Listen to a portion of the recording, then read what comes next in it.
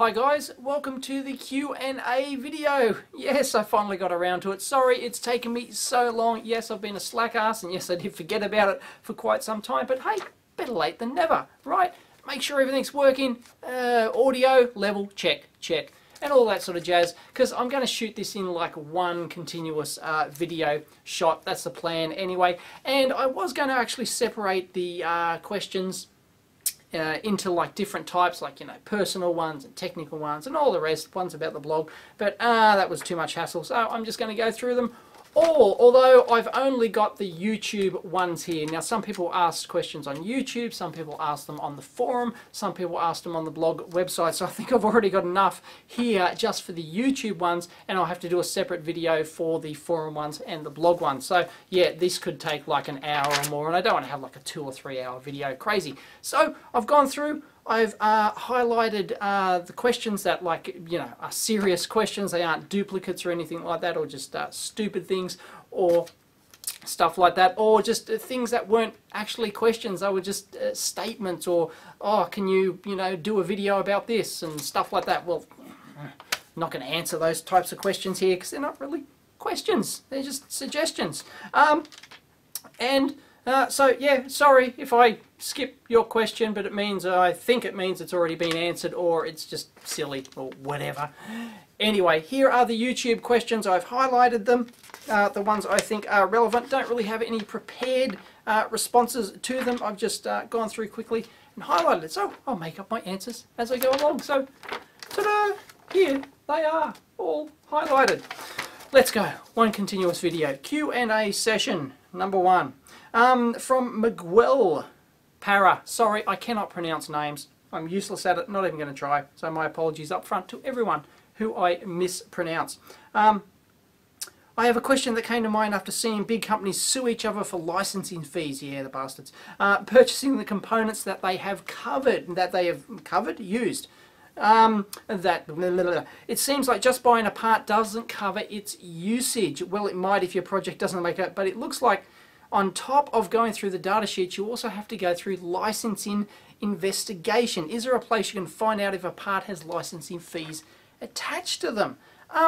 It's really pretty much a non-issue in the industry. I've never heard of anyone really falling for that, where they've bought a component from DigiKey or one of the other providers and then found out that they have to pay a licensing fee. That's usually not how it works.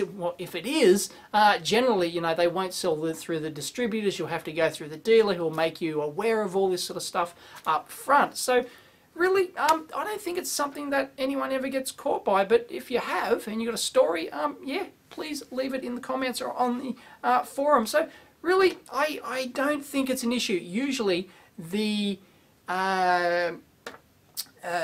licensing fee is done by is taken care of by the manufacturer. ARM, for example, they license their ARM core, but you don't have to pay the licensing fee as the designer who designs that chip in. The manufacturer who uses that ARM core, say it's, you know, an Atmel, or it's a you know, NXP or some other part that uses an ARM core, they're the ones who pay the licensing fee. So the licensing fee is embedded in the distributor cost of the part. So it's not really something you have to worry about. So no, don't lose any sleep over it. Dale Geddes. Dave, I noticed you talk about the Arduinos a little bit and I have a tropical aquarium. So my question is, how would I go about making a fully automated aquarium motor monitor system that has 240-volt outlets, turning on heaters and temp drops, and turns on and off according to sunrise and sunset? Well, there's probably a shield out there, an Arduino shield for every thing you can do, for driving pump motors, for sensing ambient light. That's easy. It's just an LDR hooked up to the thing, or there's probably a better board, that shield that already does that. So just stack them on. They've already got example code and build away. Yeah, you can easily make it cheaper than $600. Not a problem. It's all there. I don't see an issue there at all. DigiHaven. Do I use ESD equipment like wrist strap grounding mat in my lab? I'm sure that I'm not the only one who does not follow the book on ESD protection when soldering and prototyping. No, you're not the only one. Most people don't. You know, I take basic precautions. I've got ESD, a proper grounded ESD mat that I generally always work on, but no, I don't often get my ESD strap out, only if it's a real critical part and I'm getting a bit paranoid, you know, it's a real expensive part, I've only got one of them and I don't want to blow it or whatever, you know, yeah, I'll wear a wrist strap, but no, generally not, because I'm always touching. The thing is, you're always touching the bench, so you're always sort of, you know, dissipating that static charge. Usually, you know, day to day, it's not a huge deal, pretty much. So, yeah, I don't follow the book just like everyone else, except when I get a bit paranoid. Have I, ADK Haru, have I ever experimented with EMP and magnetic field calculations? No, I haven't. Sorry. Boring. XEMEXT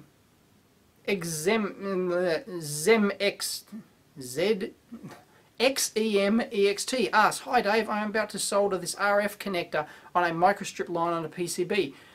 Thing is, the connector can't stand high temperatures." Yeah, some of them can't. "So I figure that I can use this low temp solder paste. Do you think it is appropriate or not? Any suggestions on the tools?" Well, you need a high thermal capacity iron and a high thermal capacity tip, and then you need to apply solder to the tip, have flux on there, and bring it over so that the molten solder can actually transfer heat to the joint even better than normal. But a high thermal capacity iron like this JBC one, for example, or a Metcal or something like that, does high thermal capacity connectors much better than something like this Heiko FX888 here. They're just higher thermal capacity, which means that you can solder at a lower temperature and still make regular solder, you know, wet and flow on the joint properly. So there you go. You really need the right iron. The low, that low temperature solder paste, they're usually designed for rework. They're not designed for, because I believe they're brittle and they can create brittle joints and things like that. They're not designed for highly reliable joints. They're designed to just get your parts off and then rework and stuff like that. So yeah, I don't know. If the proper tool for the job is a high thermal capacity iron. Ah, yes. Everyone asked about the bloody power supply, the USB power supply thing. So I'll answer this once and that'll be it, because there were about 20 questions on that. Yeah, it's still one of those things, projects that's on the back burner. I'll probably get back to it after the microcurrent thing is all sorted out, all the Kickstarter and all that sort of jazz. Probably get back onto it. It's been a pet project. You've got to remember, it's been a pet project of mine for years before I even started the blog. So, you know, really, it's, you know, it's one of those things I've gone through like 4 or 5 revisions, and it's just something that, well, I don't necessarily care if it ever gets out there. It's just something I like playing with occasionally. But yes, it's probably going to happen. And what caused the stall before was that there was a problem with the LT3085, is it? Voltage regulator chip. There's actually an issue with it where it actually blows up, and so it looks like I have to investigate that, and I may not actually be able to use that device. So I may go back to square one on choosing a primary device on that. So I almost got to start again, kind of thing. So yeah, it'll happen eventually. But and the problem is, I sometimes regret having done. I almost regret, I guess I could say, because should never regret putting good content or putting content out there. But anyway, I almost regret, sorry, putting that project out there and designing it as I went. So I've said before, and I'll probably say it again, if I do anything more on the power supply, I will do it myself here on the bench, and when it's finished, then I will document all the steps, and then I'll do a bunch of videos on it, so then no one can complain, no one can put me off track and all that sort of stuff. Because designing something in front of the world, you know, in step-by-step process like that, it's just horrible. I didn't particularly enjoy it, so I don't really want to go through that again. So yeah, it'll happen eventually, maybe. I don't know. I'll definitely do more work on it. Whether or not it actually makes it out there as a kit, that is my intention. Is to, you know, it will become. My intention is for it to become a product. I'll probably crowdsource it like I did the microcurrent or something like that. So yeah, it'll probably be my next project again. William Peishman. Dave, can I explain about how grounding circuit may develop reactance and hence might actually not be ground at all? Yes, ground is never ground. It's all to do with the inductance. Every piece of wire, be it in the ground path or the power supply or your signal lines, has inductance in it. And, well, you know, inductance, it changes with frequency, right? So it's ground is not ground when you get anything above DC. So, yeah, it's all to do with inductance. You can't really avoid it. You can minimize it by, you know, a big, nice, low impedance ground plane. That's why they call it a low impedance or low inductance ground plane.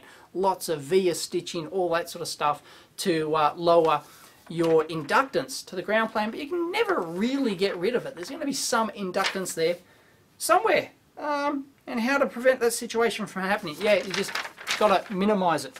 There you go. First page. Done. William Peishman. Am I an amateur radio operator? A ham? No, I'm not. End of question. Any tips on keeping your bench and work area organized? I'm not the guy you should be asking, really. What's the reasoning behind where you place each piece of equipment on your bench? This is an interesting question, actually, because the way I've placed a lot of equipment around on the various benches that I've got here is more to do, well, often it has more to do with how I shoot the videos than real practical electronics. If I wasn't shooting the videos and I was just designing electronic projects all day, every day, like, you know, doing that for a living, then, that's in the way, and my iron's off. I was using it on. I was using it before. Lucky it goes into hibernation mode. Yeah, it'd be different. It'd all be, you know, like centered around this soldering workbench area. And a lot of people ask, I don't know if it's in the it's not in these questions, might be in the other ones, but a lot of people ask, why do I always use the Rigol now these days in videos instead of this Agilent scope here? The reason is just convenience of where I happen to shoot that particular video. If I'm shooting a video where I've got to like use my iron and debug things and, you know, do sort of more of your traditional electronics design stuff, then I'm going to do it here and I'm going to use my Agilent scope just because it's sitting here and it's handy. But a lot of the times I'm shooting now videos over on my second teardown / general video bench, and that one, well, I can't use my Agilent scope here. I'm not going to unplug it, disconnect everything and move it over. So I'm going to use the Rigol, which sits, or some other scope, which sits on that bench over there. So yeah, don't take my lab as an example of a real, you know, of a proper practical working electronics lab. I do some electronics here, of course, but my day job is shooting videos, doing this kind of stuff. So it's just a different game, really. So yes, my lab has changed since I was doing hobby / contract stuff in my lab to shooting videos. The more I got into the video blogging side of things, the more I realized that the layout and usability of my lab actually changed.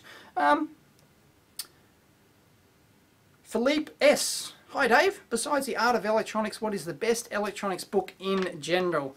Look, serious, I don't know. I haven't, you know, I haven't used electronic. A lot of people ask this, you know, which is the best beginner's book? I don't know. I haven't used a beginner book for 30 years. You know, 20, 30 years, I don't know. I'm sorry.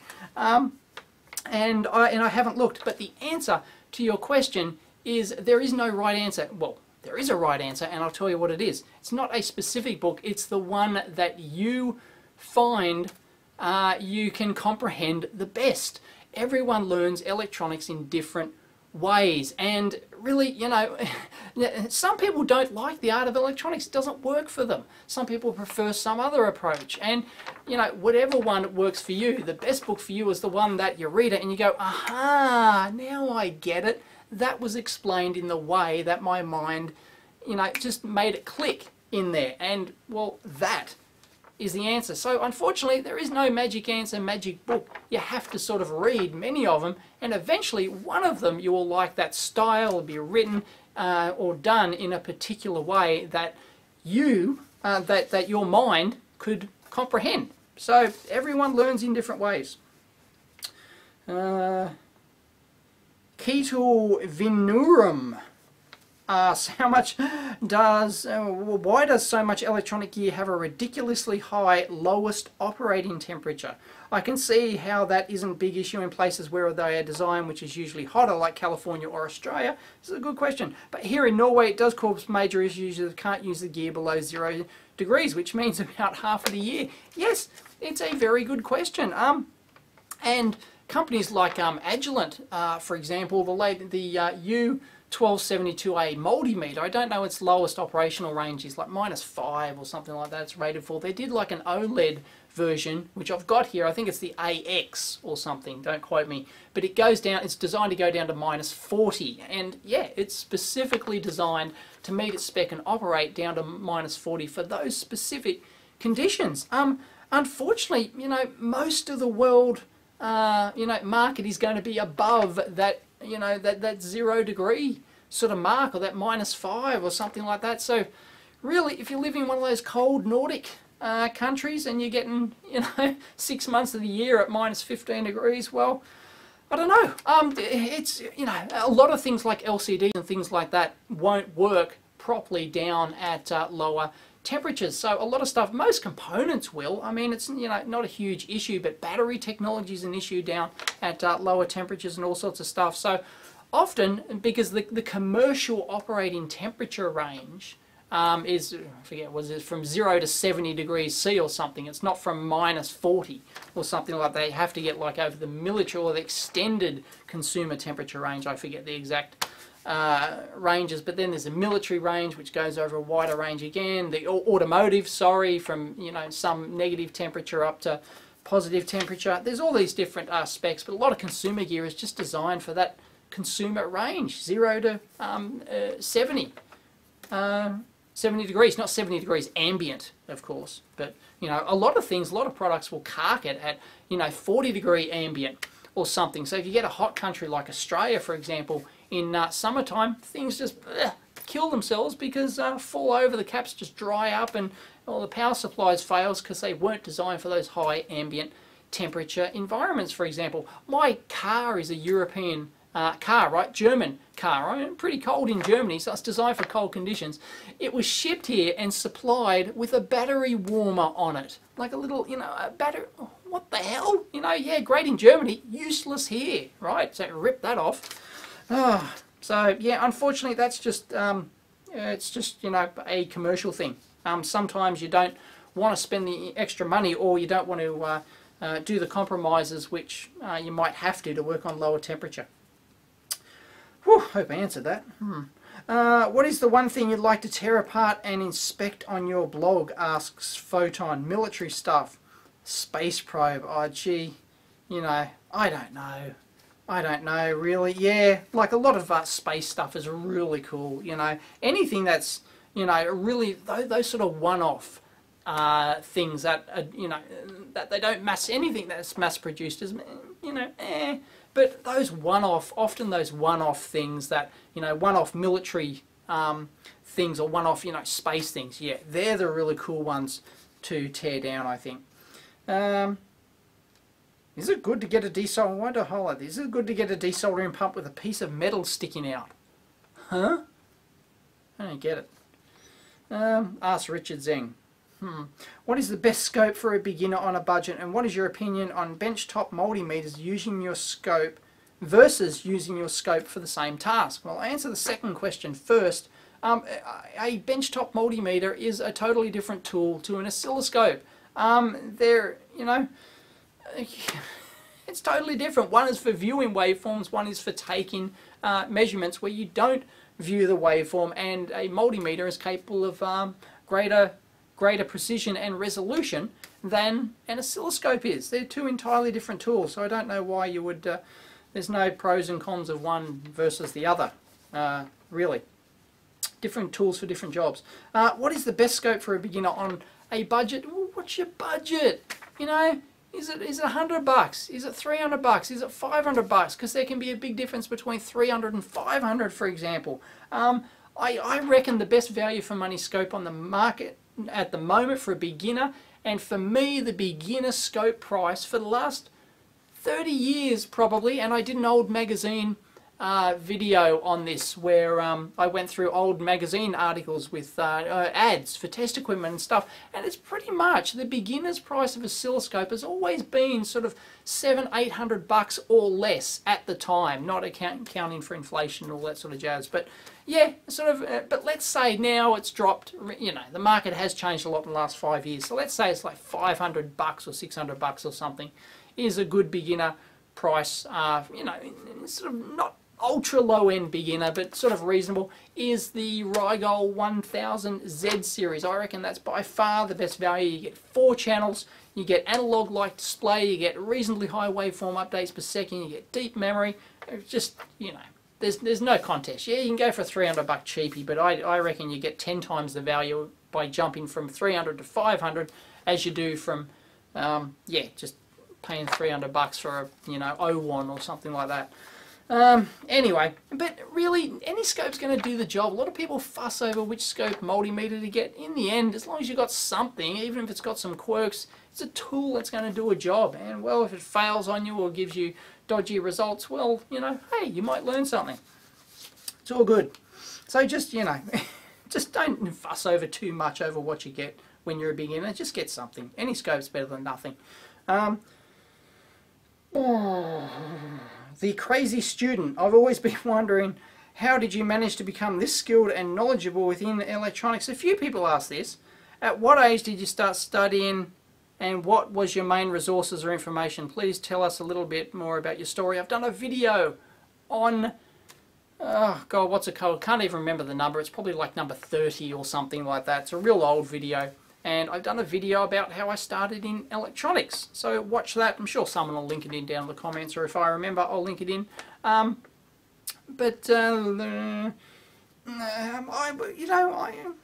average skills for someone of my average knowledge and skills for someone of my experience. Really, I've been working in the industry for more than 20 years. I've been a hobbyist for, you know, more than 30 years, well over 30 years. So, you know, you just acquire a lot of knowledge and stuff, but there's tons of areas that I have no knowledge in whatsoever, and that's another question I think which is further on about. Anyway, we'll get to it. I better get a move on here. How long have we gone on for? 22 minutes. Oh, geez, I only gotten through 1.5 pages. Yeah, it's just time, really. And yeah, I'll answer that more later. Please, what resources? What were my main resources and information back before the internet, kiddies, came along? It was data books, application books, magazines. That was it. They were the only places you got information.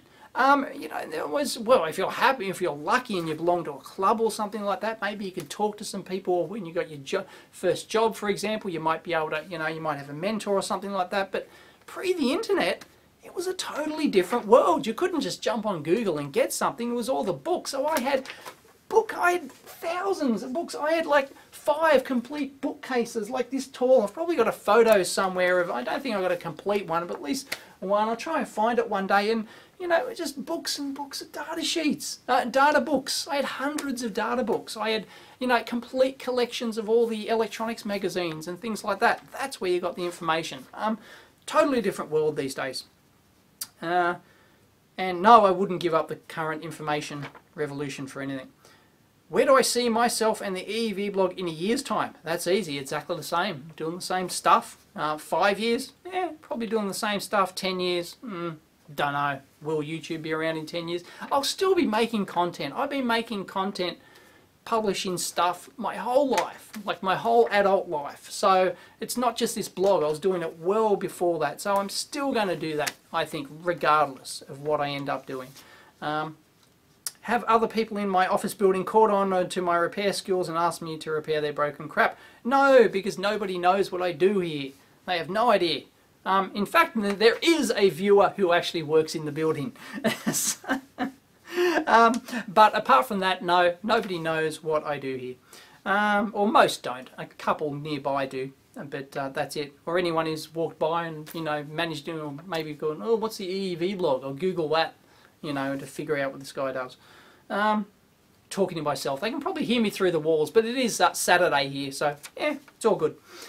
Oh boy, how's my audio level? It's alright.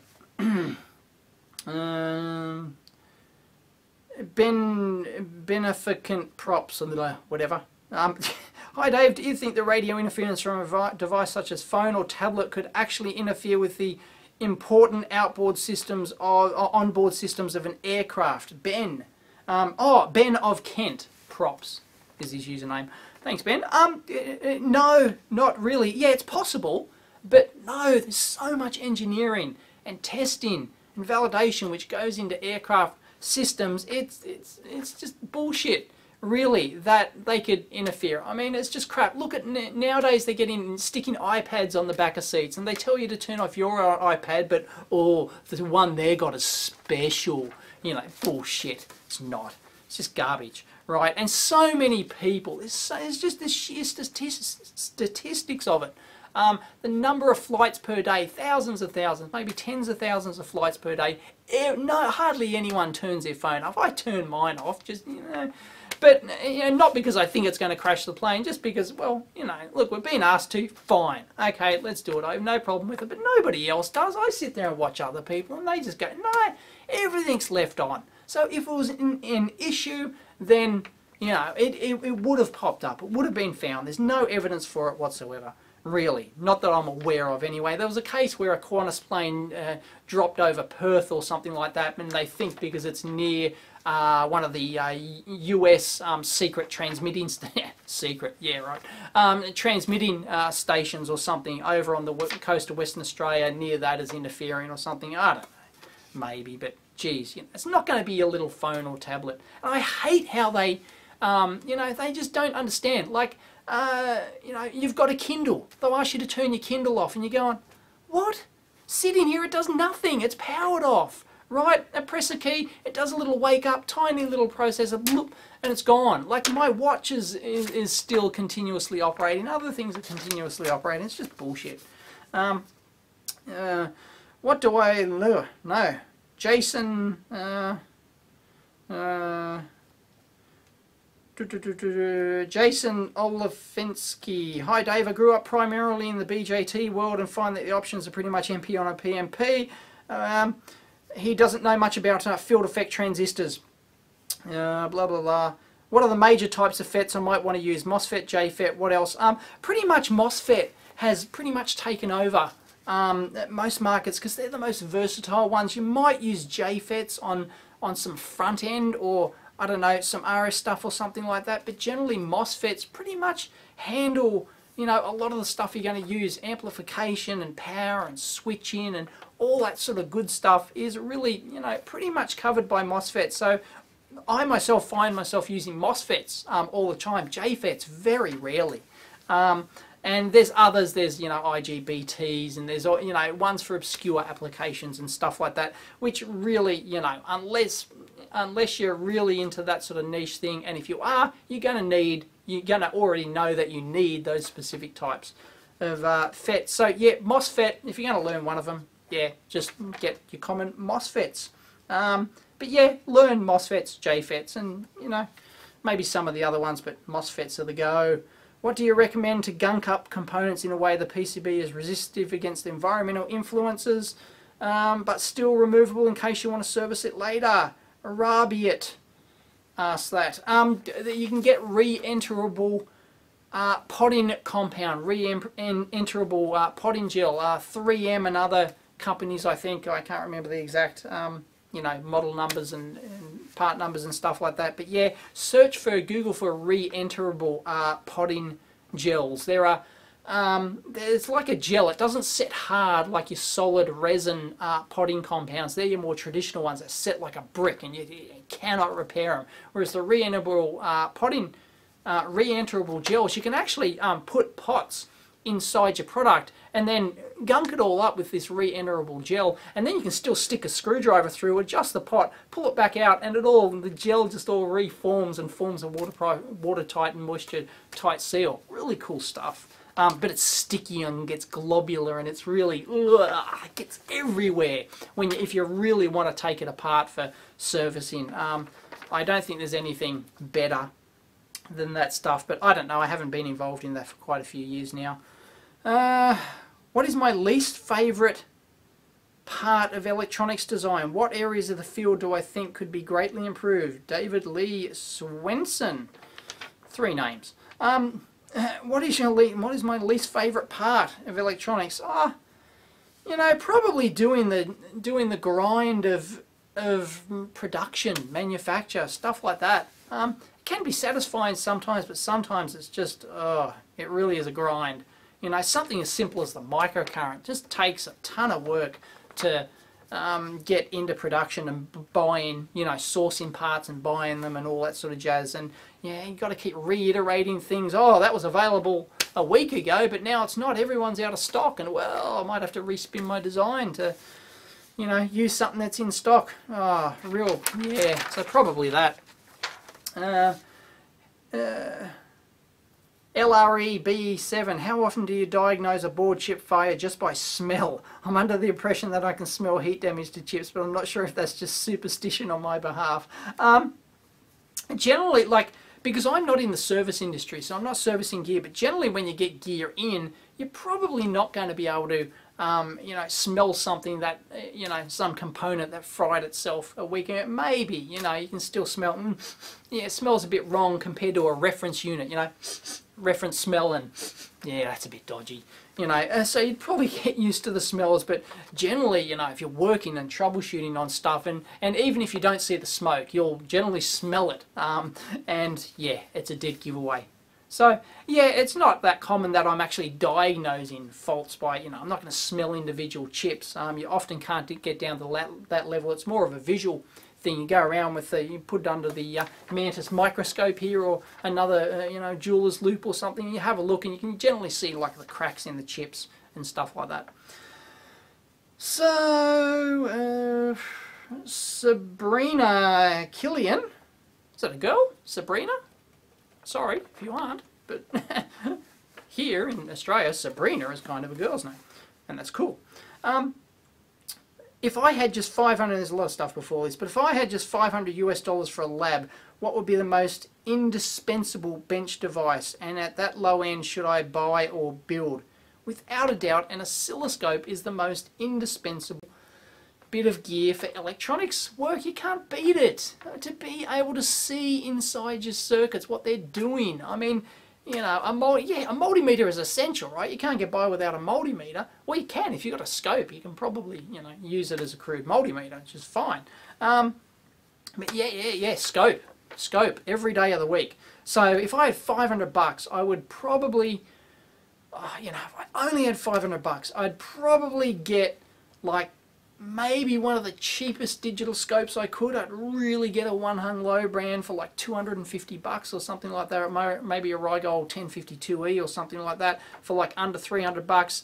I'd get like a $50 multimeter. I'd get a power supply, and you know, and yeah, there you go, oscilloscope.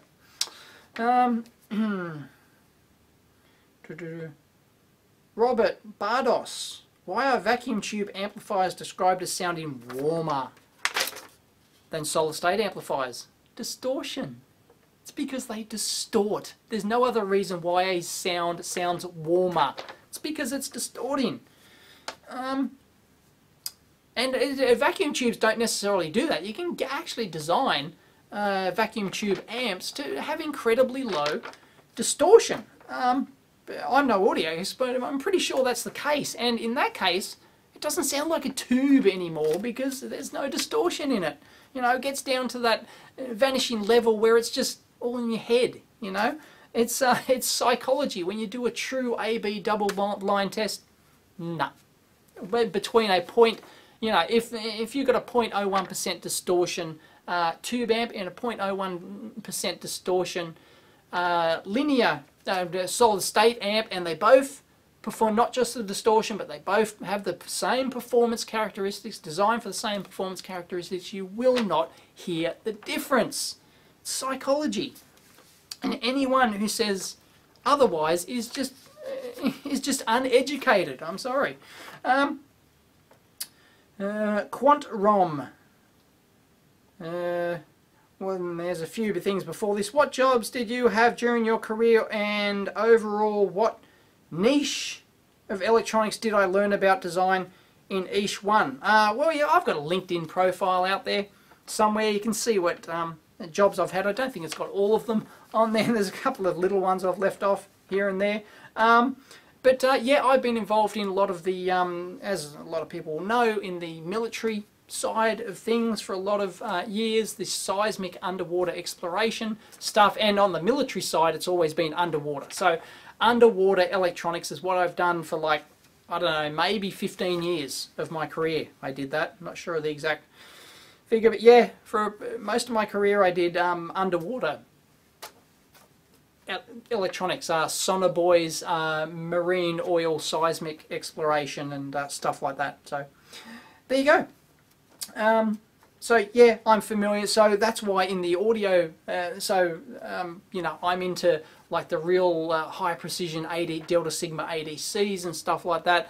Low noise stuff, low power stuff, massive channel distribution systems, and low frequency stuff. Like the marine seismic industry, for example, is, you know, up to DC to 2 kilohertz. Like 2 kilohertz is high frequency in that sort of field. Although some of the underwater stuff I've worked on was a megahertz or two, and for some underwater sonar work and stuff like that. But yeah, that's what I've worked on, mostly anyway. Although I'll talk about there's another question about my first job, which is different, which I'll talk about.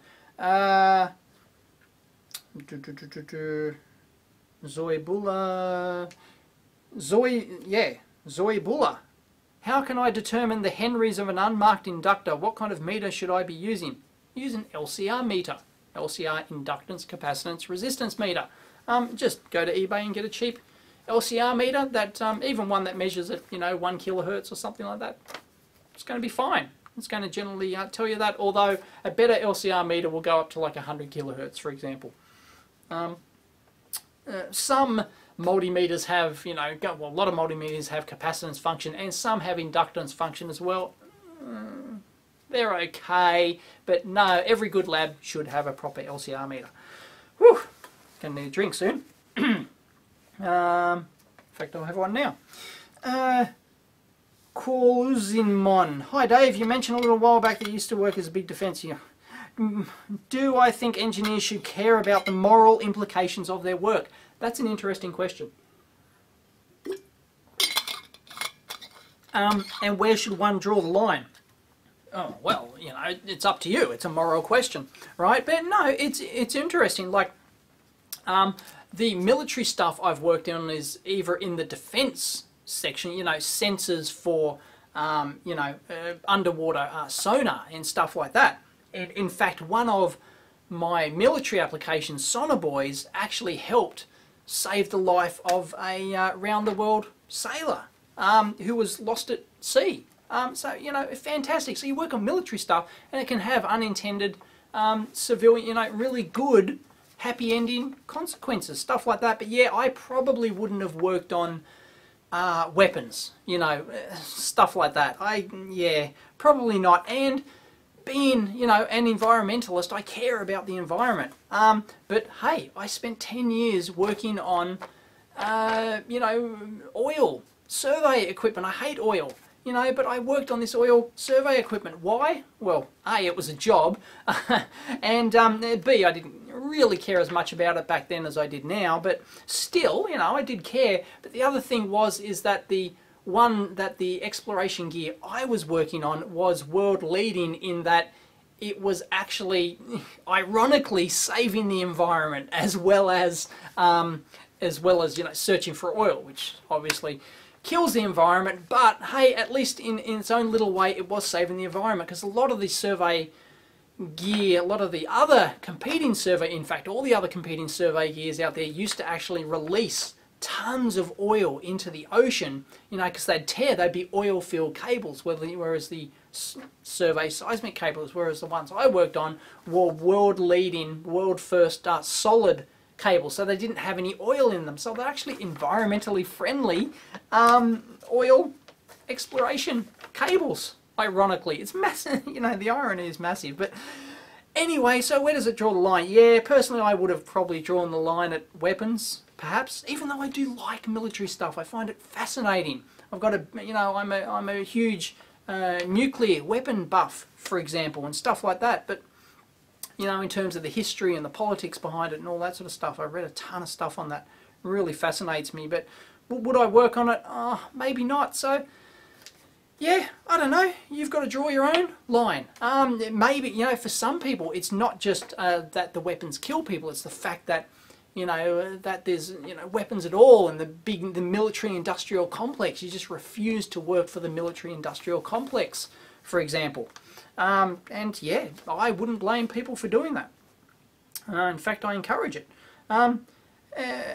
Because the thing is, the military, like the military projects and stuff like that, suck up so many talented engineers, and they just, you know, get them to work on, you know, the NSA or whatever, you know. So I can't blame, you know, people for just, you know, having a moral standard. No, I'm going to not work for defense. I'm not going to work for the NSA. I'm not going to work on any secret shit or anything like that. And hey, you know, support you. Have you ever built any projects using, but I probably wouldn't go back to the seismic exploration stuff. I wouldn't do it again. I don't know. I would, with hindsight, I spent too many years working there. I should have gone. I wanted to, but I was too lazy, really, in the end. I wanted to go work on renewable energy stuff. I wanted to move from an oil exploration company to a renewable energy company. I never really got the chance to do it. I had a couple of interviews and stuff like that, but it didn't really work out. But yeah, I kind of, you know, I regret working so many years on oil exploration because I hate it. Have I ever built any projects using vacuum tubes instead of solid state? No, I've never worked on vacuum tube projects. What do I think about Nikola Tesla? Cool guy. Freaking awesome. But no, I'm not into Tesla stuff. I'm not a Tesla fanboy.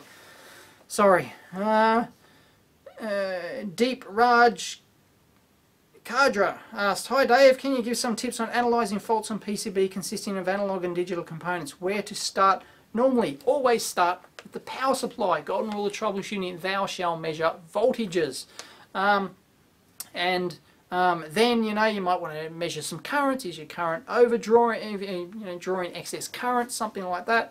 Oh, geez, you know, start from the input. If you're not getting an input signal, you're not going to get an output signal. No, and usually most electronics, be it analog or digital, is, you know, has that modular flow through to it. So you've got the input over here, and, you know, and it flows in. You know, there might be an input amplifier in terms of an analog thing, you know, and then there might be an instrumentation amp input, for example. Then there might be an analog to digital converter, which then goes into the digital part of things. Then there might be some, you know, extra processing and stuff like that. And there's a power supply off to the side, which feeds power to everything. And, you know, it's pretty modular. So check stage by stage. Never assume anything.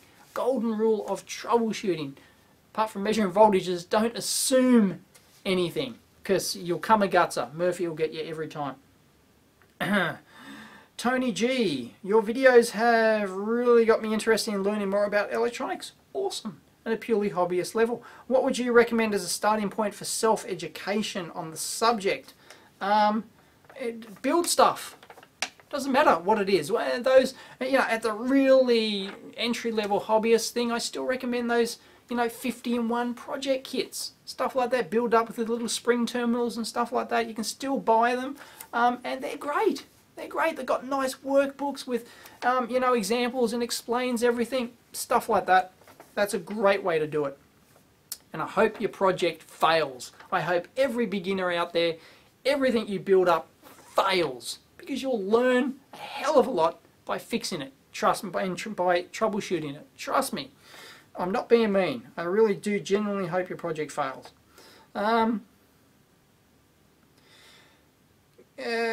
Game Koi. Realistically, is there any room for hobbyists to break into the game with a niche product and not get sued for unwittingly violating a half-dozen patents? That goes back to an earlier question. Don't worry about it. Don't worry about it. Just build the kit, design it, put it out there, and, you know, if you don't even worry about looking at patents. It's ridiculous. Waste of time. Just go and do it. Really. I mean, yes. You know, so many people go, oh, I can't do it because I might violate it, I might get sued. Who cares? right? If you're really ultra paranoid about that thing, set up a dummy corporation, sell the product under that name, and if you ever get sued, just shut down the company and forget about it. Move on to the next project. It's not worth worrying about. It almost hardly ever happens. There's so many people out there just ignoring it and making, 99.99% of people just ignore that and just go do stuff. And very rarely do they get caught out. Bloody sword. Hi Dave, I love your videos and I want to ask you to say, my question is, what the hell are modern tablets or smartphones assembled? Why are they assembled with so much adhesive and glue? Good question. Is there really no other way to do it? Is it special RF shielding, adhesive or something? Not generally, although, some of the plastics, they generally have RF screening on the inside. Would be interesting to hear your point of view. Thanks and greetings from Germany. The manufacturers are always looking to optimize their production processes. Always. They'll have a team of people just dedicated, Samsung or something, and manufacturing the phone, team of people dedicated just to optimizing the production processes, and that'll spin back into the design of the cases and everything else. If they can an automated machine to dispense a couple of dobs of glue like this is going to be quicker than an automated machine or somebody sitting on a factory line and putting in screws, for example. It's just generally it's going to be quicker. So you can bet your bottom dollar there's a real valid reason why they're using glues. It's not designed to be hard to take apart or whatever. There's no conspiracy theory going on there. It's just purely they're trying to save cost and time in production. That is everything. Absolutely everything. Trust me. So yeah, whew, 46 minutes. I've gotten through 3 pages. There's, like 8 to go. I talk too much. Harpal Singh, in which way can I get inspired to learn more of that? Can you tell me how is your or an electrical engineer a normal working day? Oh, totally depends on what company you work for. There are, look, at an example, big engineering company I've worked for, there's military projects, even the civilian projects, for example. Generally, you're going to have a couple of meetings a week, for example. One, you can have a good day where nobody bothers you. You're just left in the lab. You've already got your tasks to do. In fact, you might have a whole week where that happens, where you just sit down, you design your stuff, and nobody bothers you, and everything's hunky-dory. But then you'll have the shit days and the shit weeks where nothing gets done because everyone's coming to hassle you, or you've got 10 meetings that day, and it's just wasted. And you fall asleep in the meetings, and yeah, right. Oh, it can be that bad, and so yeah, you've got to take the good days with the bad at virtually any company. Even when you work for yourself here, I'll have days where I get nothing done because I've got too many emails, I've got advertisers to deal with, or production issues to deal with, or something else that comes up, or my lab's too messy and I need to clean the bloody thing up, and that's not enjoyable. But hey, you've got to do it. So, yeah, normal working day. No such thing. Mayhew's Embedded Systems. Oh, part 1. Also, do I know some good ways to shield my workbench from electromagnetic interference? He's talking about 50 Hertz mains hum. How to shield out 50 Hertz mains hum. There's not a huge amount you can do about it. 50 Hertz gets in everywhere. It's a real pain in the ass. It's not like you can just shield your base of your bench and it's going to magically go away. It's just permeating everything.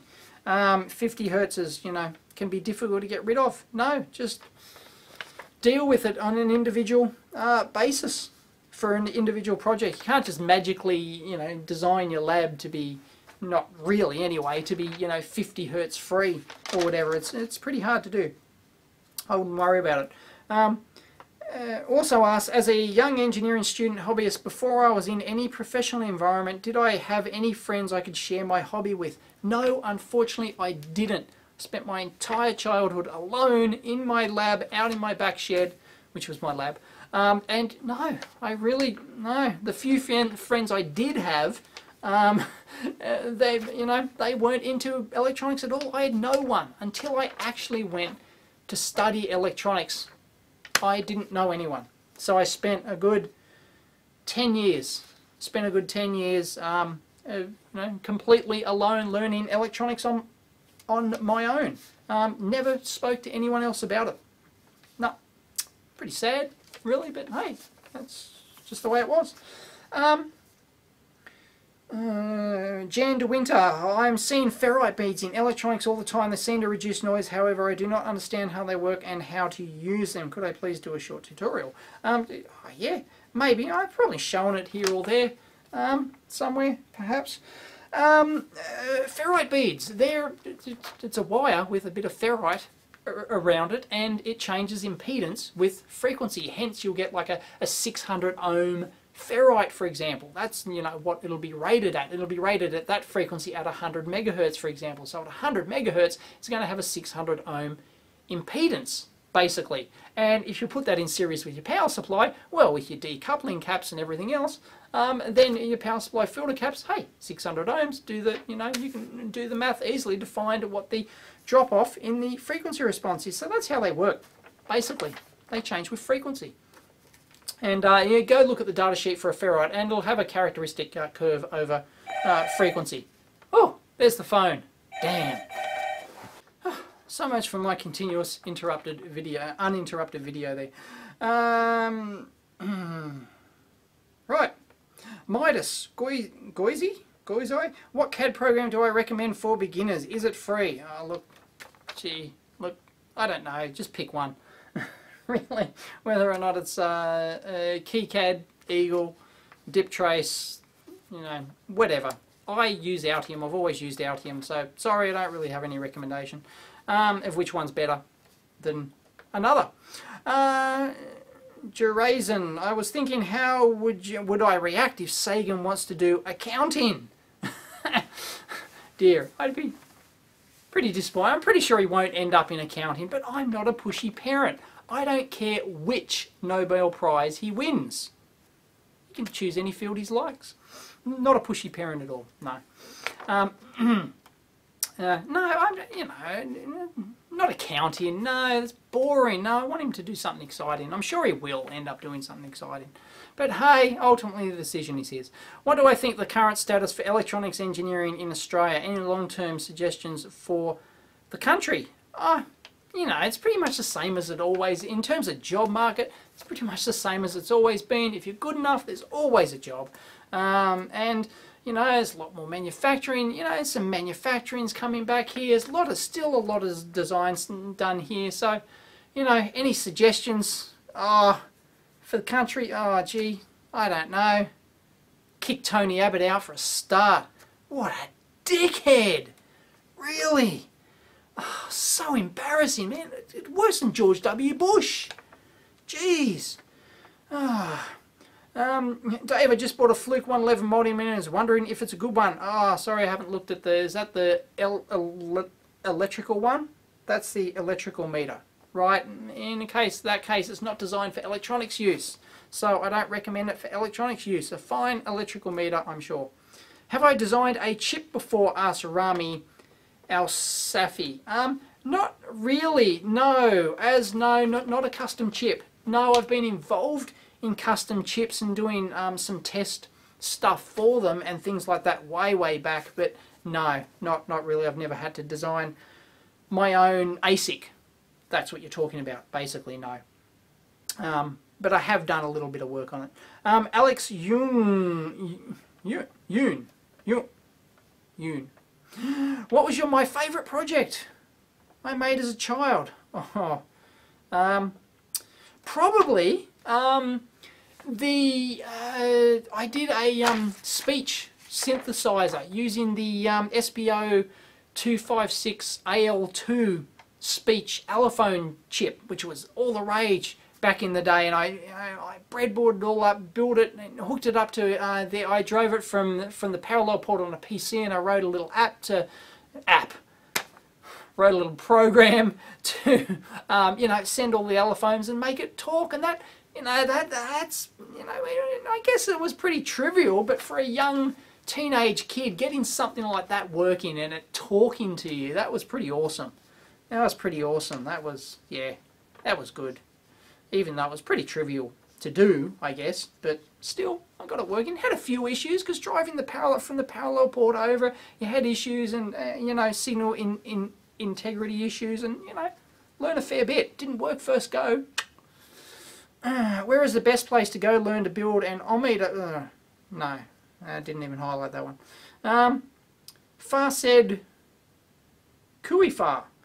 I want to become a good PCB designer, especially for gigahertz frequencies and especially for 1.8 gig GSM band. What do I recommend for electrical engineers like me who want to learn good practices in microwave PCB design? As always, practice. How do you get to Carnegie Hall? You practice.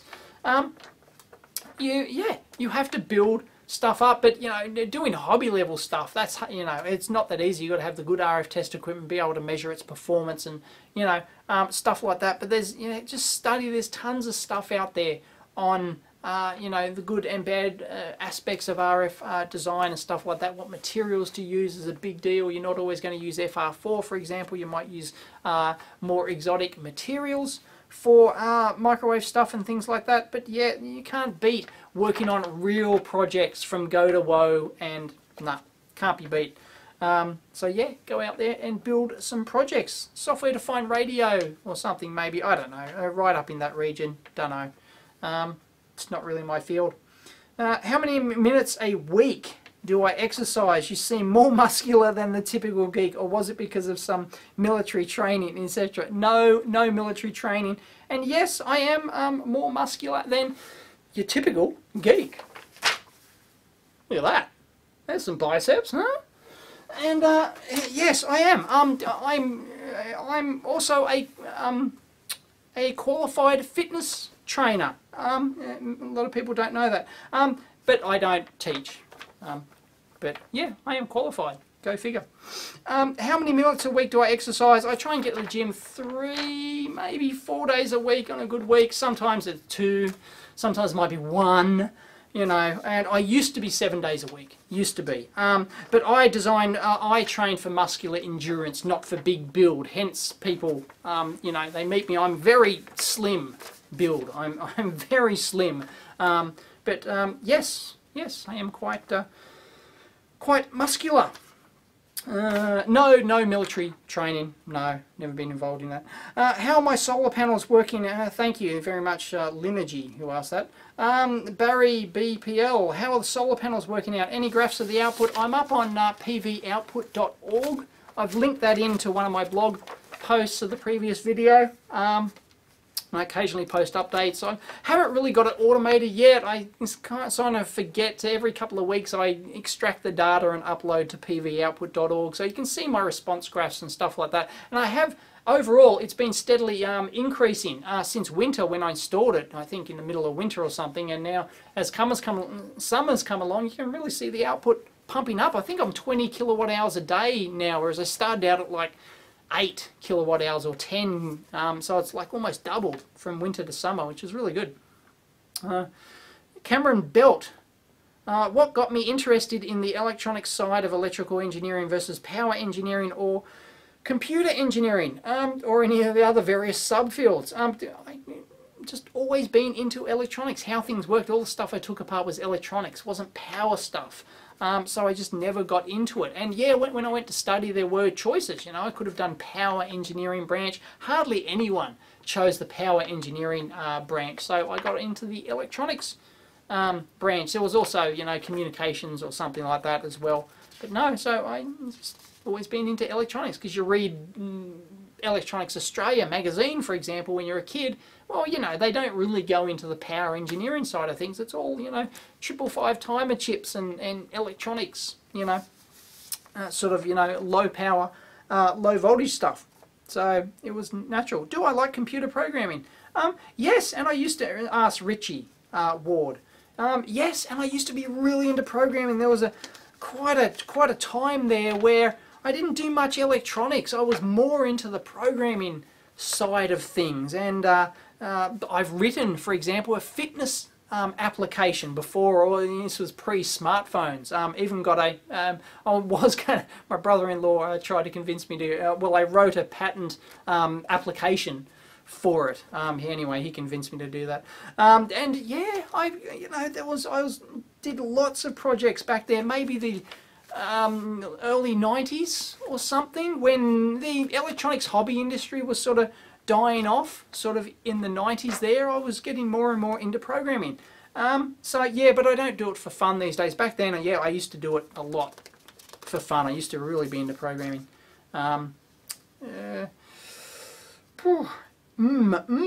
Asks, Dave, how was it growing up?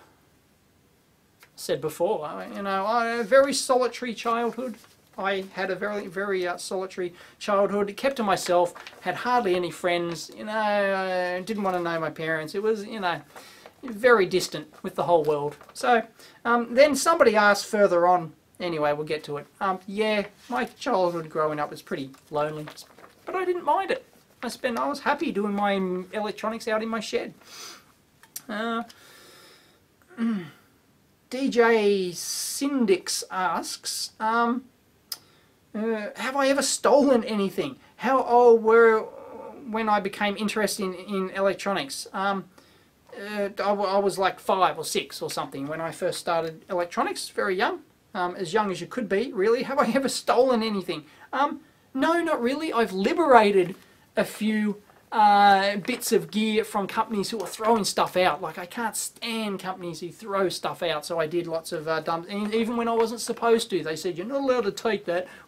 By policy, we're going to toss it in the dumpster bin. Yeah. No, not on my watch. So there you go. So yeah, I've liberated quite a few bits of gear from companies, but never actually stolen. I don't think so. How did I get started as an engineer? Eugene Bright. Well, I've done the video on it, and how I got started as an engineer. I took stuff apart when I was 5 or 6 years old, and you know, curious about how things work. So, Old Man KK, global climate is getting chaotic. More forms of storms and fires. What are those emergency electronics items you stand by besides drinking water and first aid kit? Flashlight, portable radio, cranky charger. I don't know. Are you asking if I was a prepper? If I was one of these people who prep for Armageddon or for, you know, the New World Order taking over or whatever? You know, what stuff would I have in my kit? I don't know. I'm a big fan of standardizing on battery types. You know, so like if my gear has, you know, all AA's, like, you know, if I'm going out, if I'm going bush or something, for example, I'll try and everything in my kit will try and either be standardized on AA's or AAA's or something, for example, so I can swap batteries in gear. You know, if my torch fails but I need my GPS, well, you know, I can take the batteries from the GPS and put them in the torch or vice versa, right? And so I can swap batteries around. That's really important. Battery compatibility, I think. So power, portable power and the ability to charge, I think, would be a high priority. And storage, energy storage, a high priority in my prepper kit, I guess. Because you can't do jack without some power these days. I won't even try and pronounce it. Arpayaz. I did try and pronounce it. I would like to hear how you fill my week. You are very busy nowadays and professional blogger. How much time you use for doing videos, how much time for video editing, how much for my wife and Sagan, as in Carl Sagan, and that kind of stuff. I have a feeling it's quite hard to balance all this stuff. Yeah, it is, because it's not just a job for me, it's my hobby as well. So, you know, how do you draw the line between, you know, work and hobby? Well, I don't. Work and life, yeah, I try and draw the line. I try and work regular hours here at the lab, regular business hours. For example, like I've always got to be home by 6 o'clock so that, you know, I can see Sagan and, you know, play with him a bit, you know, bath him, put him to bed, read him a story, all that kind of stuff. So, yeah, so even if I'm flat out, I will, you know, I always make time for that. So yeah, so you see me in a lot of the times in the video I go, oh look, it's, you know, I've got to go. It's because, you know, I'm going home to fulfill my family commitments, and because I want to play with Sagan X hours a day, you know, and teach him stuff. It's cool. Well, up until this week, actually, this Monday, he's going to preschool this Monday. Woohoo! Jeez, time flies, let me tell you. It seems like just the other day that I was shooting that video, that first video of him when he was a tiny baby in the old lab. Unbelievable. But yeah, he's going to preschool for the first time. So I used to take him at least one full day a week. That's why I would not do anything. And the wife, you know, done a sort of agreement that we'll have weekends. Like I'm working Saturday here today. It's actually Saturday. But hey, tomorrow, full day, full family day, going to the beach, you know, and yeah, bugger it. I just leave it behind sometimes. Earlier this year, in January, I just took, you know, 7-8 days off, and we just went. You know, you probably didn't notice, but yeah, I wasn't here for like more than a week. And yeah, that was fun. Jeez, I need more drink. So yeah, it's hard to balance. There's a lot of hours I need to spend. Oh, you had more questions. How much time for video editing? I've got video editing down to a fine art. I do most of my video editing at home. I did do some, like I edited one video here. I just shot one on a breadboard, just edited here. I've got video down, editing down to a fine art, so it doesn't actually take me a huge amount of time to edit my videos. Most of the time is spent shooting and just dicking around, generally. Matthew Lynn. What books do I recommend for troubleshooting digital circuits? Once again, I don't know. I'm sorry I don't have any recommendations for books. Jim 1977, Dave, do I think supercapacitors can replace batteries in cars in the future to the point where electronic cars have energy to become the default? I don't think so. I don't think supercaps are going to be able to beat chemical batteries anytime. I can't see it. But I haven't kept up to date with the technology, so don't quote me on that. I haven't researched supercaps, but yeah, I don't really see that happening. Maybe I don't know, maybe they could combine them for some short-term charging or something, because I think the supercapacitor technology now, they can charge them a lot quicker than they can the chemical batteries, like the lithium ion technologies, for example. So yeah, I don't know, but yeah, I haven't heard any, I haven't seen anything that makes me think supercapacitors are going to be the future as the sole storage medium in cars. Anyway, haven't done enough research, so I'm talking about my ass, as I always do. Sean Perquet, have I had stated that I recommend an old analog scope to start with. Other than that, what new digital scope under 500 would I recommend if I had to choose? As I said, the Rigol 1000Z series, it's a bit over 500 bucks. It might even be 600 bucks, but geez, that's a killer scope. To get 4 channels with that sort of memory, that sort of analog-like screen, and that memory depth is just, and the other features is just crazy. It's killer. So yeah, but no, if you only got like a 50 bucks, you know, there's nothing wrong with starting out with a good old analog scope. You can do a lot with an analog scope. I did, and you can too. Electronics hasn't changed a huge amount. Stupid question from AJoes348. Feel free to ignore. I've shown. Basically, I was showing Sagan on the videos, but there is also Mrs. Jones. Yes, there is a Mrs. Jones, she who must be obeyed. If so, does she watch the EEVblog? No, she doesn't, really, unless I force her to. She doesn't watch them. Occasionally, Sagan pulls up my videos on her phone. He'll call up, he knows how to operate the phone, he'll call up YouTube and watch my videos, and then she ends up watching them that way, but no, generally she doesn't watch anything. Sonic Fuka.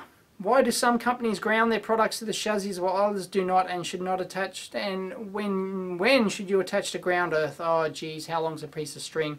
Probably shouldn't have even highlighted this one, because I can't really give you a valid answer that's due with the complete system design of the thing. And sorry, no, I'm going to have to skip.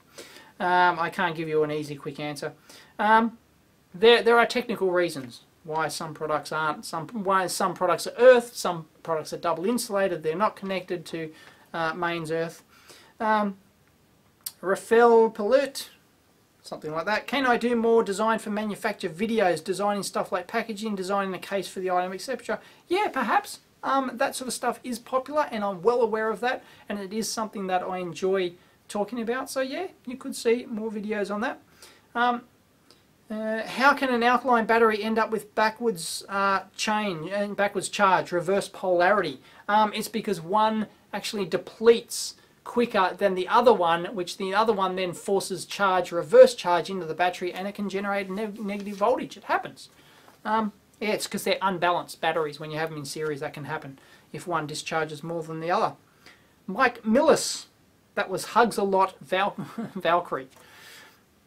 Mike Millis, hi Dave, I was wondering if you have ever sent any of your projects to China for manufacture assembly. If I have, if I know anything about it, how do you go about finding a company? It seems difficult.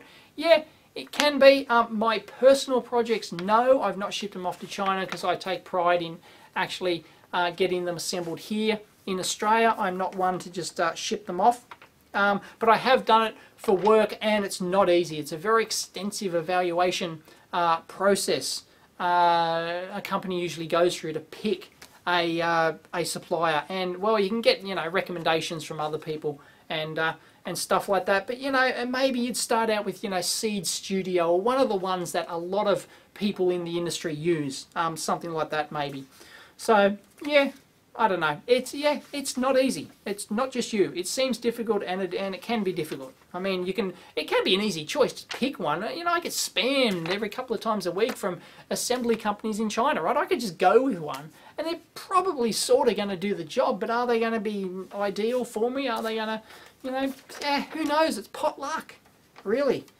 Unfortunately, Tim Rotunda, how has my life changed since my boy came along, and will I make him work in my lab? Yes, my life has completely changed since Sagan came along. Everything's totally different. Never thought, I was one of those, you know, typical guy, have kids, who cares, you know, whether I do or don't. But once you have them, they're awesome. Yeah, completely changed. Like I've turned down so many overseas trips. For example, trips what I ordinarily would have jumped at or would have really seriously considered. I've turned down at least half a dozen of them since Sagan's been born, and I probably will continue to do, because you know, it's hard. I don't want to go away, and if I want to go somewhere, I want to make use of the time. So to take, you know, a couple of weeks off, and he loves his daddy, you know. Yeah, I know. Yeah, it changes your life, but in a good way. Good. Another sheet out of the way. Oh man, this is ridiculous. Like 21, and the other one was an hour. Oh, this is going to be a 2-3 hour video. This is crazy. 4:46. Oh yeah, the wife wanted me to go home by 5. I won't get through this. I won't get through this today. It's not going to happen. It's 4:46, and the wife wants me to go to the shops to pick something up before I get home, and like there's 6 sheets. This is ridiculous. It's going to be a several part video. Goodness. B. Paul. Hi Dave, you're an idiot. Cheers. Thanks B. Paul, you're a dickhead. Seatime Productions. Just wondering, do you get enough profits from the EEVblog that it is all I have to do, or do I have another job? If so, what is it? No, I don't have another job. Yes, I earn enough money to satisfy She Who Must Be Obeyed. Just from the blog and the advertising and everything else that goes along with that, and the product sales and t-shirt sales and Amazon and all sorts of stuff, and the donations and everything else. Yes, it's enough money to live off. It wasn't at the start when I first did it, when I got the ask from Altium. Wasn't quite enough money, so you know, for like 6 months there I was doing contract stuff on the side. But yeah. Yeah, no, I stopped that about 6 months later when enough money was coming in and I needed to devote the time to the blog. Kale Hankins, hello, there seems to be a real deficit of women in the EE field. Yes, there always has been. It's better these days than when I was a boy, that's for sure. Should we, those in the field, companies, etc., try to correct this at all? Any ideas for how to go about it? Well, you know, don't discriminate. It's as easy as that, you know. Encourage women into the field is a good thing. You know, highlighting successful female engineers is always a really good thing. Yeah, but don't. I'm not a fan of giving them any. You know, everyone's equal. I treat everyone equal, and you know, if a resume, you know, if I get a bunch of resumes come in for a job, for example, I've hired a lot of people and looked at a ton of resumes, and you know, I'm not really going to give a huge preference to a female. If their resume really sucks ass, you know, and I don't get a good vibe, then they're not going to get a break, you know, just the same as somebody else. So yeah, no, you know, so none of this favoritism and all that sort of jazz. No, but yeah, highly encourage highlighting of successful female engineers, because that's the thing. A lot of females getting, oh, it's male dominated and it's boring and it's this, but no, you show some really cool female engineers working on cool stuff, and girls go, hey, that's pretty cool. So I thoroughly support that, and everyone else should as well. Maybe I've said someone there to offend the feminists or something, perhaps, possibly, I don't know, whatever. Flame mail, leave it down below.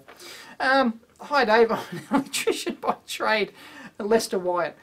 Electrician by trade and just starting on small stuff. I'm about to look out for a bench power supply. What do I recommend for around £100? £100. Just go to eBay and get a 30 volt 3 amp power supply. They're a dime a dozen on eBay. Just get one of those. Really, just a linear supply. Don't get a switch mode thing. Just a linear one.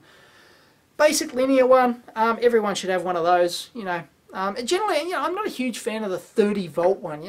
Most things don't need 30 volts. You can get like a 15 volt one. A dual tracking power supply, for example. That's really nice. You should be able to get one for £100 on eBay, surely, these days. Arniuk, how would I react if Sagan told me he doesn't like electronics and would rather get an MBA or like? Same. Oh yeah, I've already answered that, haven't I? Yes, I'm not a pushy parent. As long as he can win any Nobel Prize he likes in any field he likes, I'm not pushy. So no, I greatly doubt he'll end. Whatever he ends up doing is fine, but I greatly doubt he's going to end up doing something boring like that. He's got two enthusiastic parents. It's it's unlikely to happen. The odds are he's going to end up in something, possibly sciencey or creative or something like that. Creative or sciencey, not a boring MBA bullshit thing. No, I probably can't see it. But yeah, it's hard to tell. Anyway, Nazar Rifai. Hi Dave, I would like to know your view about Mike's electric stuff vlogs, and if you think there is some kind of competition between you guys. Too, is it possible to suggest t-shirts ideas in the forum? Yes, you can suggest t-shirts in the forum if you like. Don't know if there's a section for that though. Yeah, Mike does great videos. Yeah, subscribe to Mike. I support all the other bloggers out there producing content. Is there kind of competition? I don't see it as competition. Really, it's, we all do different stuff in our own way, and some people are going to like some videos, they're going to like mine, they're going to like Mike, they're not going to like mine, they're going to like Mike's, they're going to like Mike, they're not going to like Mike's, they're going to like mine, they're not going to like mine, they're going to like somebody else's, somebody else. Everyone produces different types of content, and, well, everyone has different tastes and needs and wants and all that sort of jazz. So, yeah, no, we don't compete. We don't see ourselves as competitors, or at least I don't see any of the others as competitors. In fact, I promote them on my site. If you've got an electronics blog, I will promote you, no doubt. Omkar, can't pronounce the last name. Have I considered approached by companies? Have I considered or been approached by companies to develop electronic products? Yes, I have been approached by many companies. I continue to get approached by many companies and many people to develop products and stuff like that, and I simply do not have the time nor the inclination to do it. Sometimes I have the inclination, but I don't have the time to do it, and I have to spend my valuable time building up my own future, my own video blog and my own products and everything else, rather than working on somebody else's. It's just, no, it's pointless. So it's not going to happen anymore, I'm afraid. Rov Fitter asks, hi Dave, do I have any design suggestions for low noise PCB design for EMC compliance? The most obvious is using EMI filters on outputs and inputs, signal path and ground plane, how to prevent circular currents and things like that. Yep. Oh, gee. Yeah, you've pretty much nailed a couple of them there. It's all about the loop area. EMC compliance is all about your total loop area. EMC generation, EMC pickup is all about the loop area. So keep your loops as tight as possible. That is a key. You also another trick is to do slew rate limiting as well. That's a big one too. But yeah, I don't know. Maybe I'll do a video on tips. I thought I've probably done something somewhere on that along the lines. Anyway, somewhere in the past. Not sure. Anyway, yeah, loops and slew rates are the things that kill you in EMC. Because like you can have like a 1 kilo, you can have your whole circuit working at 1 kilohertz, right? Low frequency stuff, right? 1 hertz, right? But if your rising edge is, you know, 1 nanosecond, right, going from 0 to 10 volts for 1 nanosecond, right, there's high frequency content there. So, you know, really, that's going to kill you. But if you slew that same signal, that way, camera, backwards, slew it like that, then, hey, it's a nice, gentler slope, doesn't generate the same sort of high frequency content. So, yeah, it's a big deal. Eric, what's a tonic? Do I still have that 14 by 14 resistor grid that I put together a few years ago? Yeah, sitting on the bench over there somewhere in all the crap, buried under something perhaps. I was going to frame it, but never got around to it. It's George again. Heh, good name. I see from your scope teardowns that they are using a lot of custom chips for displays and stuff. A lot of them are showing some hiccups and slowdowns. I wonder if what are they using some video chips off the shelf? Why aren't they using some video chips off the shelf? Because you need proprietary capture and display algorithms for scopes, because they've got to have high waveform updates per second. You can't just get that with off-the-shelf video chips. You've got to have the sampling architecture intimately tied with the display architecture, and that's why they have custom, usually an FPGA. You know, ones like the Agilent here, yeah, they're a huge company, so they've rolled their own ASIC. They've spent a lot of years developing a specific ASIC chip to do the job. That's why they lead the market in that sort of area. But the others sort of don't have the same resources to do that, so they do it inside FPGAs. And yeah, that's why they're custom, because you have to have that tight relationship between sampling and display. And it's always custom, and everyone's got a slightly different way of doing it. Alex Bunodier. Hi Dave, have I ever used a PCB sacrificial trace fusible tracks on a board before? Yes, I have. And if so, do I have any tips on them? Well, they're pretty imprecise. The thickness of your copper plating and stuff like that, your etching, how much of your trace it's etched away, how thin it is, all that sort of stuff, whether or not you've got gold, you happen to have some gold plating on top of that, or some silver plating, or some other, whether or not it's exposed bare copper, whether or not it's got solder mask on it, all that sort of stuff comes into play. So it's really quite difficult. There are a couple of calculators out there, like the Saturn PCB calculator, I think it does fusible PCB traces or something like that. Yeah, it's difficult to get right. So it's, you know, if your design think it's going to blow at 1 amp or something, the range is going to be really wide. So it's sort of like a worst case, last resort thing, so that, you know, you really just, it saves some, you know, component, some critical component, for example, from, you know, blowing up. You're just going to blow that little trace instead of that component. Which is a preferable way to do it? Depends on what your needs are, but they're always pretty broad, these things. They're not, yeah, it's and how fast they fuse as well is another thing, compared to whether or not is it going to take out the trace before it takes out your part, for example. Oh, it's not an exact science, far from it. Very touchy-feely. Can I explain the difference, BMW 3 Series, can I explain the difference between lead and unleaded solder? One contains lead, the other does not contain lead.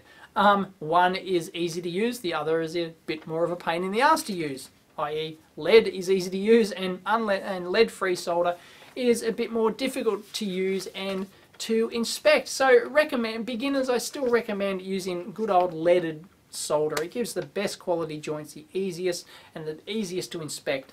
Yeah, but hey, the world's going lead-free, so what do you do? DJ Scott Dog, where do you get the t-shirts? These are done, I have a Zazzle store where you can buy these just one-off, but they're not that cheap. But I occasionally do crowd-funded campaigns from a company called Teespring, and this is where this one comes from, and that reminds me, I've got to do some more t-shirt campaigns, so I'll have to do that shortly. Mr. Modding, how old am I? I'm not going to tell. 2, what do I think about engineering college instruction nowadays? Is it still worth to gain a degree? Thank you. I'm sorry for my bad English. Your English is just fine. Yes, of course it is. Still worthy of gaining a degree, but there's some other questions in here about, you know, similar sort of vein. Yes, and by all means, if you have the means and the time to do it, then yes, you're sure to go. Always get your qualifications. It, you know, it can only ever do you good, or can occasionally do you bad if you go in and get a PhD. But you can always say you never got the PhD. You know, if you want to work on real world stuff. Anyway, that's a whole separate argument. A lot of PhD people will probably flame me. But anyway, that's a that's a never-ending argument. But yeah, it's always yes, if you can, go and get your degree. The problem with engineering these days is always more and more stuff to learn. There's so much stuff to learn. You can't possibly cover it all in any course. So, you know, what do? Anyway, get your degree if you can. Pre-Ben01. Hi Dave, have I ever gone to Shenzhen? You didn't spell that correctly, but if true, can I tell you about it? No, I've never been there. I've been to Hong Kong, but I didn't go to Shenzhen.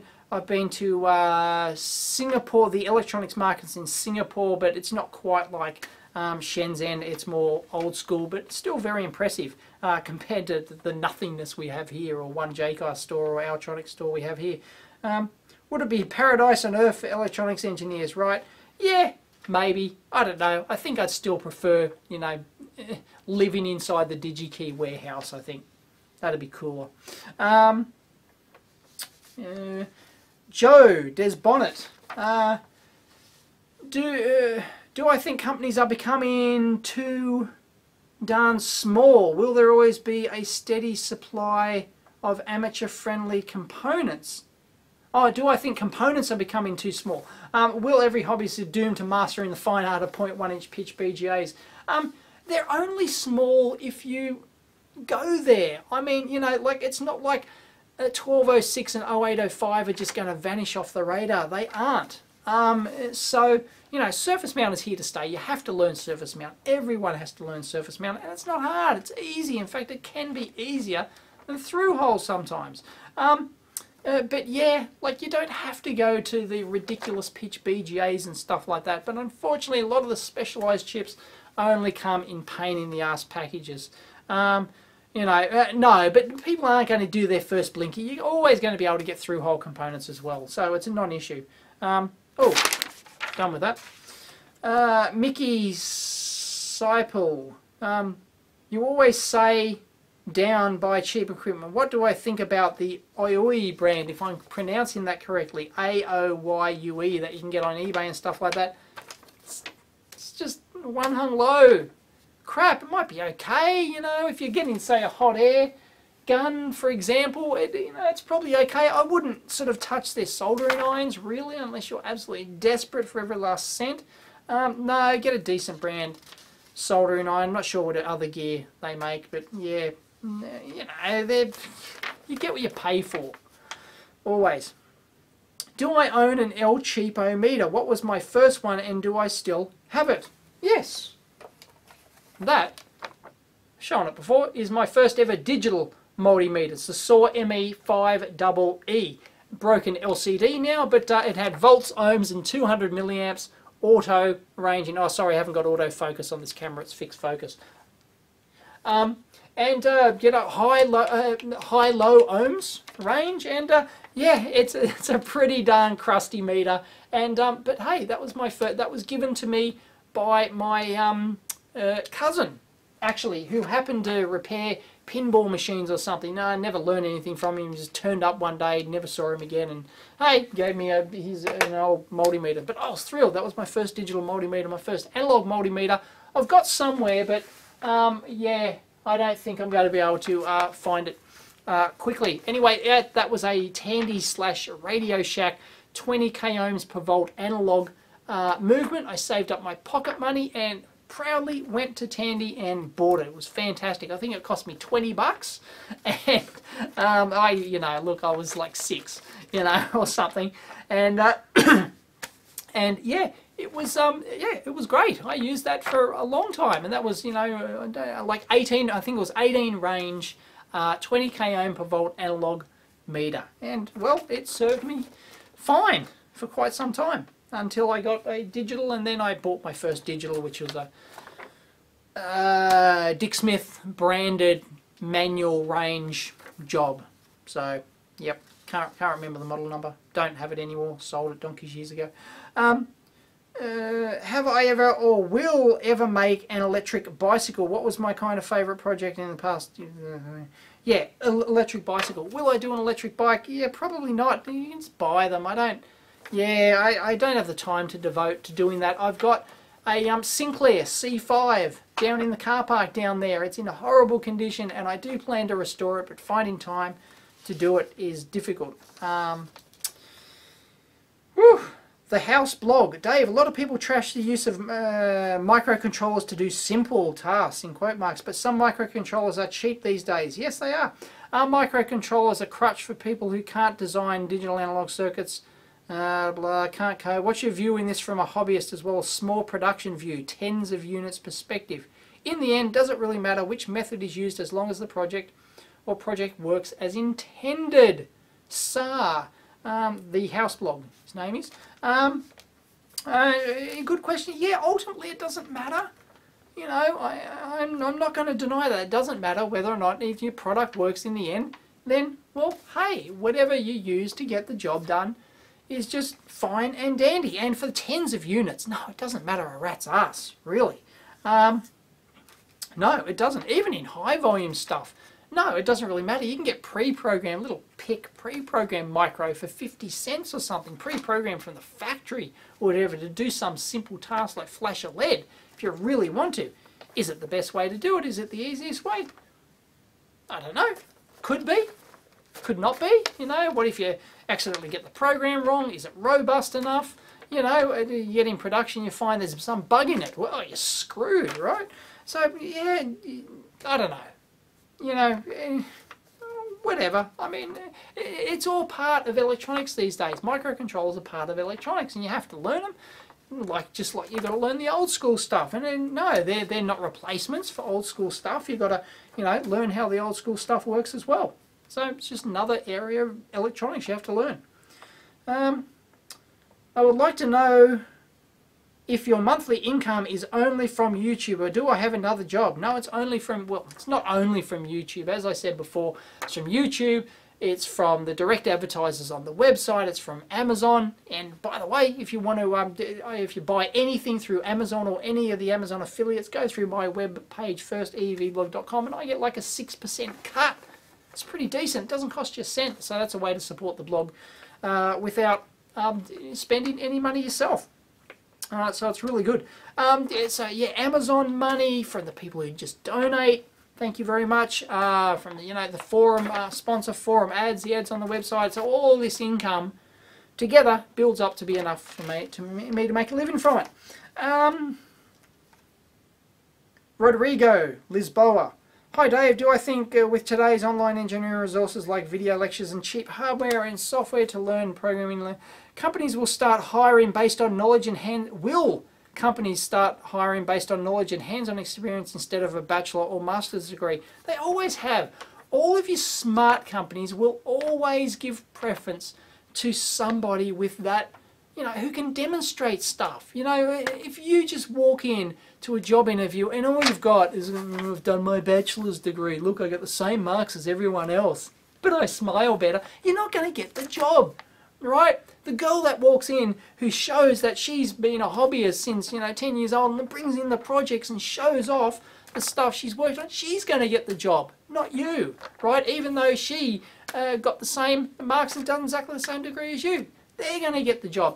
That's always been the case. Although, you know, a lot of companies will just hire graduates. Very common in the US, for example. They go to the job fairs and, you know, whoever got the best marks, oh yeah, we'll hire you. Whatever. I don't think that's a smart way, necessarily smart way to do it. Because, you know, getting a good result in your degree doesn't really mean anything. It means you learn how to pass exams. Does it make you a, you know, a good engineer with enthusiasm and talent? No, not at all. So yeah, it's always been that way. Benjamin Hoglinger. Are you into power electronics like IGBTs, and if so, would I consider making one or more videos dedicated into it? No, as I said before, I'm not into power electronics. Razer 2048, well, the best way to overclock a CPU is through the BIOS, blah, blah, blah. How far were you able to overclock my CPU? I don't really care about overclocking. I'm not even sure how far. I just tweaked a few things in firmware and pushed it. Who cares? I don't care about that sort of stuff. I don't care how far I overclock my PC. A little bit is the answer. Tapio Hervicorpi. There is a programming book which has a chapter, The Most Beautiful Code I Ever Wrote. Nice. What is the most beautiful circuit I've designed, and what is my most beautiful circuit I have seen? Oh, geez, that's a tough one. What is the most beautiful circuit I have designed? As in terms of elegance or something else? Oh, you know, it's hard. I couldn't, you know, there's little circuit elements here and there which I was kind of proud of. One is which I had published, my first digital storage scope. I did that back in the late 80s, I think it was. The digital storage oscilloscope adapter. It turned your parallel port into a PC, and back then that was a big deal. And I did all that using, you know, not using any programmable microcontroller or PLD or FPGA or anything like that. It purely clocked, you know, purely used the memory, used the sample memory chips and latches and all sorts of other stuff to sort of, you know, sort of like state machine like to kind of, you know, latch things in and change modes between sampling and stop modes and trigger mode, pre-trigger and all that kind of stuff. And I thought that was pretty neat at the time, just using all off-the-shelf parts, and you got yourself this digital storage scope. I always enjoyed that. I always enjoyed being able to just, you know, do a circuit using, you know, real easy to get bits, and that was a big thing back in the early magazine project days. So yeah, I think that was, it's not the most beautiful, I guess, I've designed. In fact, you might say it's a bit ugly, but I was just proud of the way it worked, that's all. What is the most beautiful circuit I've ever seen? Oh geez, I don't know. Sorry, no. Next. Paul Bendel. Do I have any funny outtakes or deleted scenes that didn't fit in the videos but make up a video of their own? Not really. People ask this all the time. Can I do outtakes? There aren't any. Really. It's not like this video is off, this video blog is off the cuff. Right, so I come up with an idea for a video. Okay, I'm going to, you know, I did one today where my precision 1 amp current source, for example. I got that working, decided I'm going to try this new circuit. And I thought, well, you know, I'll switch on the camera and go through step by step and see if I can get it working. And I don't know what's going to come out of my mouth when I press record. I press record, and, you know, sometimes I go, you know, and this, you know, opening out the feedback loop here and this, and then I'll just stare like that and go, you know, that was leading nowhere. It was like my mind was just wandering off, or my mind's, you know, 10 steps ahead of my mouth and they don't line up. And, you know, so it's just, nothing happens, you know. It's just I start and say a few words and then stop because I realized it wasn't leading anywhere. It was just gibberish or something like that. So, you know, there's no funny outtakes or anything like that. It's boring as batshit. It really is. I might put something up one day, but yeah, and you'll see how boring it is. They are not funny at all. How do I see the industry flux? How do I see the industry and the profession in general will change in the next 2 decades? Will it be more or less popular in the future, or will software developers take over and the EE would be pushed to the margins? No, we're always going to need electronics engineers as much as we always have. Somebody's got to design this stuff. It doesn't just magically appear, that's for sure. So, no, nothing's going to change. You know, things will get lower power, faster and all the jazz, more integrated and all that sort of stuff, but apart from that, nah, it's all the same. Hills Democracy. Dave, I feel you have given a lot to the electronics community worldwide with your blog, podcast and site. Thank you very much. But I don't think that we can compensate you enough. Thank you. Do I think that is viable in the long term to keep creating such solid content and make a living out of it? Is it viable? Yes, it's very viable. It keeps going up and up and up. My income keeps going up, and in sort of, you know, in a linear fashion. The more I do it, because it's a snowballing effect on YouTube in terms of the number of views and all that sort of stuff. The longer you do it, it just ramps up and up. There's a few little step changes like that, where I level up in YouTube in terms of ad money and stuff like that. But yeah, so certainly it is viable. Yes, it is viable for me to continue to produce content like this. Yeah, absolutely. How long it will last, I don't know, but it'll most likely live beyond YouTube. I'm probably at a point now where if YouTube went belly up tomorrow, I could probably move to another video content host and pick up where I left off. Yeah, I'd lose, a chunk of money, but I'd be able to survive. So, yeah, it's viable. And I'm back. If you're wondering where I went, well, it's been actually 2 days since the last scene there. So, yeah, camera angle might have changed. I don't know, lighting, focus, exposure, something might have changed. It's even a different t-shirt. Looks the same, but it ain't. So, there you go. I'm going to continue. Here we go. Aero fart. Beauty.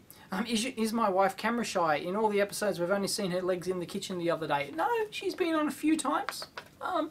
Several, 3 or 4 times at least, I think, over the years.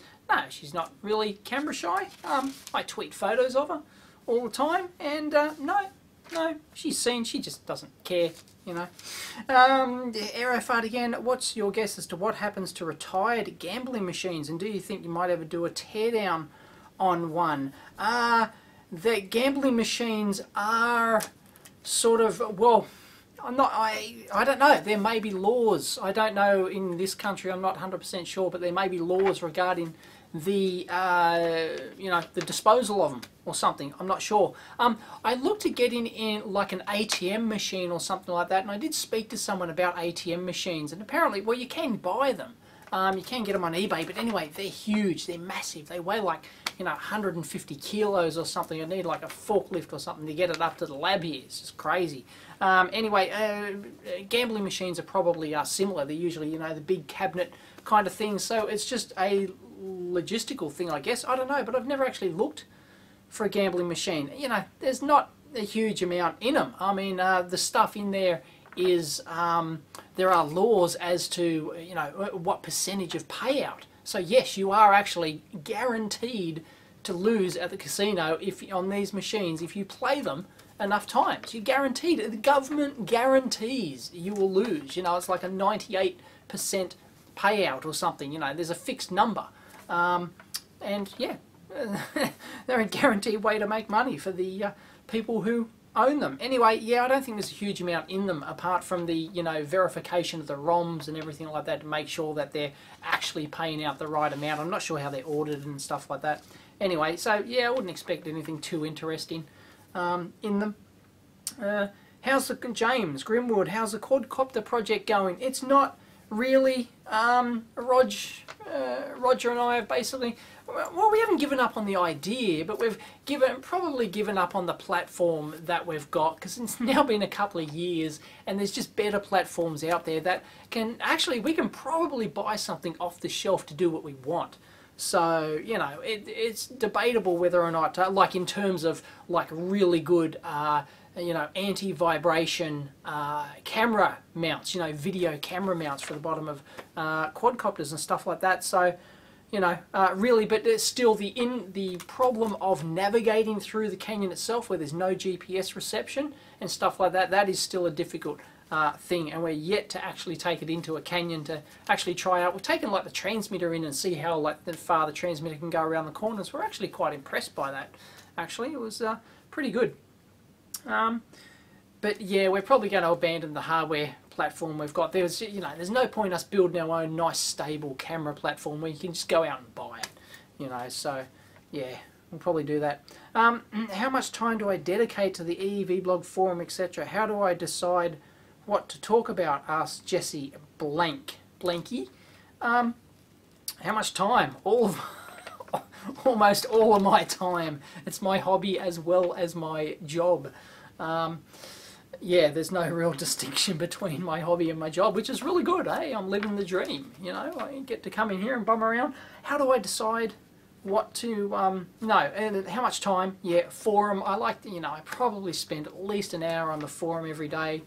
Maybe 2 sometimes, maybe even more if I'm just feeling lazy and I just want to bum around, because I'm a forum nerd, right?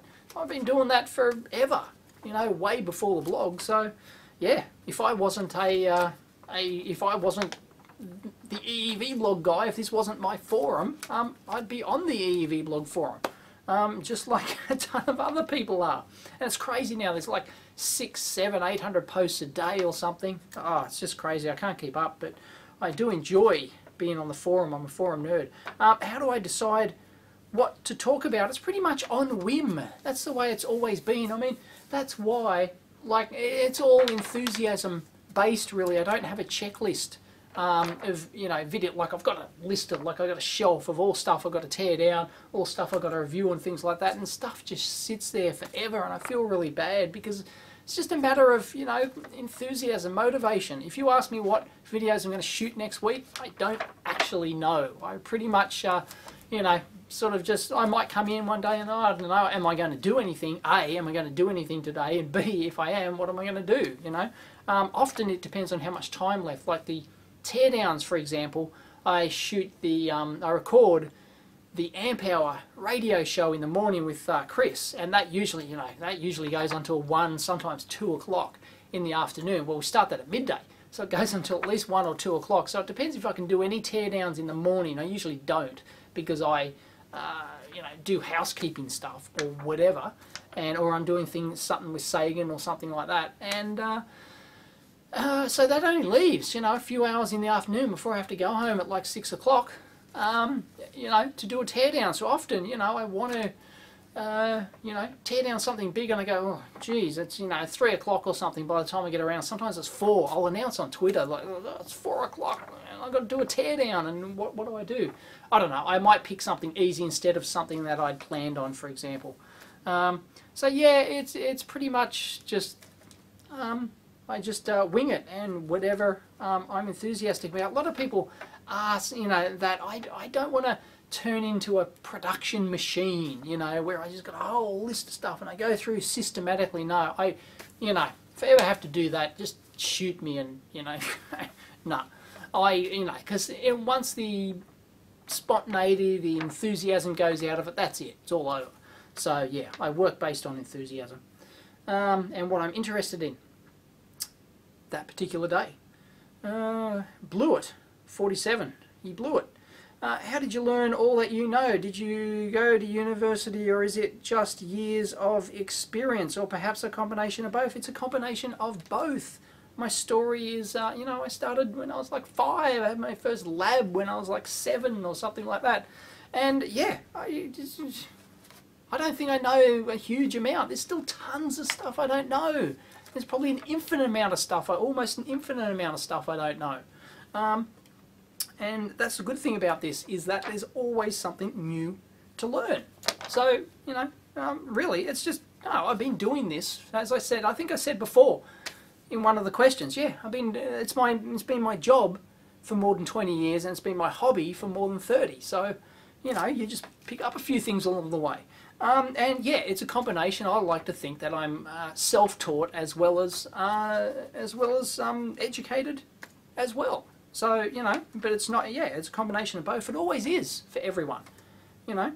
That's just how it works. Once you know, if you take the traditional route and you finish school and then you go to university and then you get a job, well, you don't learn everything at university. You learn, you know, probably most of your practical stuff you're going to learn on the job. And I've been on the job for 20 years, so, you know, you pick up a few things. John's Kanator. Have you ever suffered of the flicker? Too lower carrier wave frequencies of laptops or desktop monitors, PWM controlled LED backlights. Suffer? No, not really. Back in the old day, like I was just looking at a CRT, the other night I was looking at a CRT monitor, you know, that had, you know, 15 kilohertz refresh rate. And I go, oh, how do we ever stare at those things all day? They're awful. And yeah, surprised I didn't go blind. Jeez. But no, I don't suffer from anything. Gregory Morgan, have I always been a patient person, or did I have to become one? Getting into it, I am not a patient person. I don't know where you picked that up from. But no, I'm not patient. Well, no, I've learnt to be, you know, I'm pretty hot-headed. I'm pretty hot-headed, pretty opinionated. You know, I'll speak my mind. I have no tact. I have zero tact.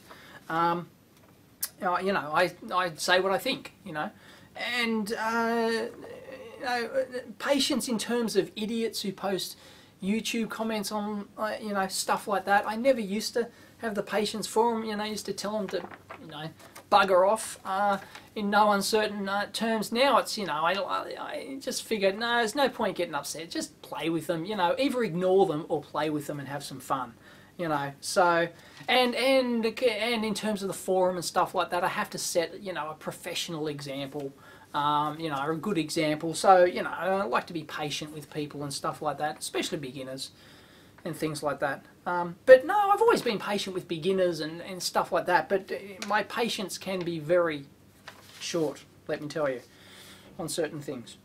Christian Newcomer, he's a newbie. I get tired of the water analogy to both E-components, data streams and internet bandwidth. After hearing so many things such a capacitor like water, yeah, we all know what you're talking about. It got to me thinking, could you make a water flow based transistor? Those are the quintessence of making all gates and computers. So although it would be very slow mechanically, just a good idea in general. No, you can't. You can't. I believe he's talking about physically, is it possible to construct a transistor out of water flow stuff? No, it's not. Not that I can think of anyway, because the transistor effect is a quantum, you know, a silicon level quantum effect, you know, and really it's, you know, it's not something that translates up to the macro scale, the macro level scale of, you know, mechanical things. So you can't, you know, simulate a transistor with mechanical stuff, really, not that I'm aware of. So yeah, I think the answer to that is no. But I stand to be corrected. But yeah, no, transistors work at the quantum level, you know. So really, that doesn't translate up to the macro world we live in. Rob Stafarian, are the various cheap digital oscilloscopes suitable for working on analog audio circuits, e.g. speaker crossover? Is there an advantage to using analog scoping in such context?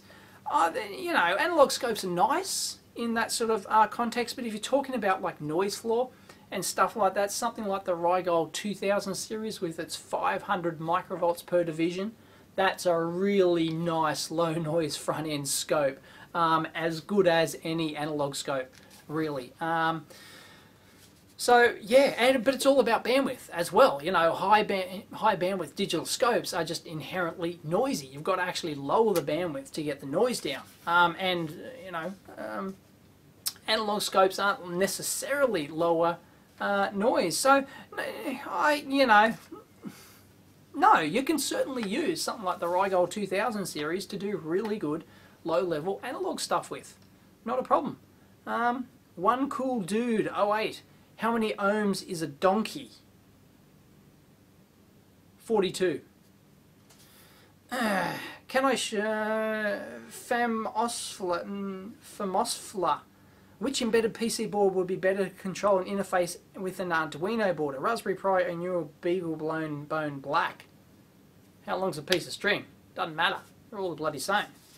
No, you know, whatever. I mean, there's nothing new about a Raspberry Pi or a BeagleBone or an Arduino. These boards have been around, these processor boards have been around for, geez, since before I was born anyway, I think. So there's nothing new about them. Yeah, but in terms of which one's better to interface with an Arduino, I don't know. I think there's, you know, I think it's 6 of one, half dozen the other. Black-in Woman. Dave, do you destroy IC by electrostatic shot? Have I ever destroyed a chip with electrostatic? A couple of times. Not a huge amount. I could certainly probably count them all on my hand. Maybe there's more than that I'm not aware of, because ESD can invoke failure modes that, you know, that don't happen straight away. They weaken the device, and then your failure happens down the track, and you might attribute that failure to something else. So, yeah. No, there's a couple that I'm pretty sure, like, unless you actually physically get the die and look at it, or you know that you just touched it, and you know, and you saw a zap, and then your circuit suddenly failed, and you know, you pretty much know it's ESD. That's happened a couple of times, mainly with like the older 4000 series CMOS. I think maybe a FET once. But yeah, so unless that actually happens, you would have to actually depot the chip and physically look at the die under a, you know, really powerful microscope to be able to see static damage. So yeah, it's sometimes it's hard to know. But yes, the answer is yes, I have. But yeah, it's pretty rare, pretty darn rare. We're talking, yeah, handful of times over 30 years that I'm aware of. Windows, PC or Mac? What do I prefer? Windows, PC. I've never been a Mac person. No, always had Windows. Windows, DOS, and then Windows. Nothing else. What do I think about Apple electronic design used in their machines? Hardware's fine. I don't like the non-openness of it. That's for sure, the non-standardization, but I guess you buy into Apple. Apple is the standard, right? So, yeah. No, I'm just not a Mac person. Sorry. Never gotten into it. Don't understand. It's just a tool to get a job done. In the end, you know, you've got your Linux fanboys, you've got your PC fanboys, you've got your Mac fanboys. It's just a tool to get a job done, basically. So, anyway. Kev Y1YT, I have a basic question that I've never fully understood. How is it possible to have a very large current flowing, say 1000 amps, when the potential voltage is very, very low, say 1 volt? It's not hard. Ohm's law. Get out your calculator, figure out what resistance that needs to be. Easy. Everything always obeys Ohm's law. Yeah. What more can I say about that? It's just a very low resistance. Sir Neiman Japro. What is my stance on Apple products? Will I do more Apple teardowns? There we have the same questions before. No, I don't care for Apple products. I don't buy Apple products, and I probably won't tear down any, because there's so many out there. There's already so many. What am I going to do? Tear down an Apple iPhone? No, there's just so many others out there, and I'm not going to go pay, you know, $600-800 or something, $800 for the latest iPhone, then tear it down and destroy it. No, not going to happen. I can't read that one because it's in a different, it's like Greek or something. Hi Dave. I've almost finished my engineering education in electronics, and I think I know the basics. But when do I start? Realizing a project? I feel like I don't know anything. I mean, how do I get my school project on? He does great school papers, you know, projects, but I never ever realize the physical product. When I start doing some hardware, I feel like I don't know electronics at all. Is this normal, or am I just a dumbass? You aren't a dumbass. That is perfectly normal. That's why people with a hobbyist background are almost always going to be better engineers, at least at the start, than your regular graduate, because you just don't, you know, in most schools you don't learn the practical stuff. So, you know, no, you aren't being a dumbass. They, you know, they teach you theory. That's what they teach you. They don't teach you practice. So no, unless you do stuff on the outside, which you should be doing, no. It's perfectly normal. Don't worry about it. You're not a dumbass. Trust me. Third. Ron Monster. Hi Dave. What's been the worst that you've been electrocuted? Oh, it's only happened like twice.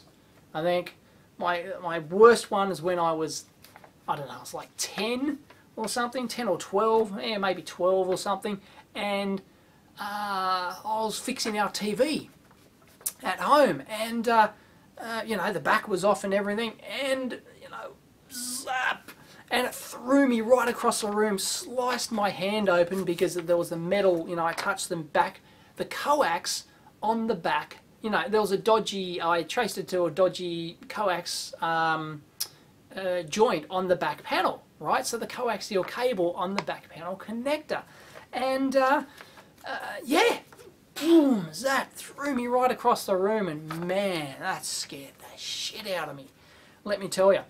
And because I was a dickhead. I knew about live chassis TVs, but I just absolutely forgot and didn't realise that our TV was what's called a live chassis TV. So there was actually 240 volt mains directly on the coax going from the board to the back connector, and it was only some isolators right on the back connector that stopped it going through to the, you know, through to the actual antenna. And oh man, yeah, live chassis TVs, they're just evil, they really are. So that's the worst. Others is just like, oh shit, you know, accidentally touched 240. Yeah, but no, even to this day, 240 volts scares the shit out of me. So yeah, I'm a low voltage guy. I know they know Defexius. Hi Dave, I'm from Latvia. Hi Dave, I'm from Latvia. I challenge you to find it. Yeah. Speaking of renewable energy sources, I have a 3 kilowatt solar system on my house. I do. But what do you think of vertical wind generators concept for the same purpose for private households? How useful does it sound in means of generating power? They can be very useful, but for me here it's just not practical in terms of where I live and the amount of wind we get. It's just, there's no option. You know, you go solar. But no, wind, there's nothing wrong with wind generators if you're in a constant wind area and you know, it doesn't annoy your neighbours and stuff like that. If you're on a big farm or something, go for it. I love wind farms. I'm a big fan of wind farms. I think they're majestic. A lot of people don't agree. Justin Bell, have I built a solid state Tesla coil? No, I have not. Would I ever consider doing a tutorial on building the electronic side of a solid state Tesla coil? No, sorry. I'm just not into Tesla coil stuff. Any plans to refund the micro ruler for those who missed out? Ad Kuru. Yes, there is. I'll most likely do a new version of it though, rather than just the same old. Same old. So, yep, it's on my to-do list. Bjorn X, why did the chicken cross the road to get to the other side to play with his oscilloscope? Hello Dave, I hope not too many questions. How about a tour of your lab? Oh, Blade Dream. No, I didn't highlight that one. No, that was just a request. Draco Zool, when are you going to do a combined project with Mike from Mike's Electric Stuff? I love seeing projects from start to finish. Well, I'm probably not going to do another project from start to finish, and I don't think Mike's going to do one.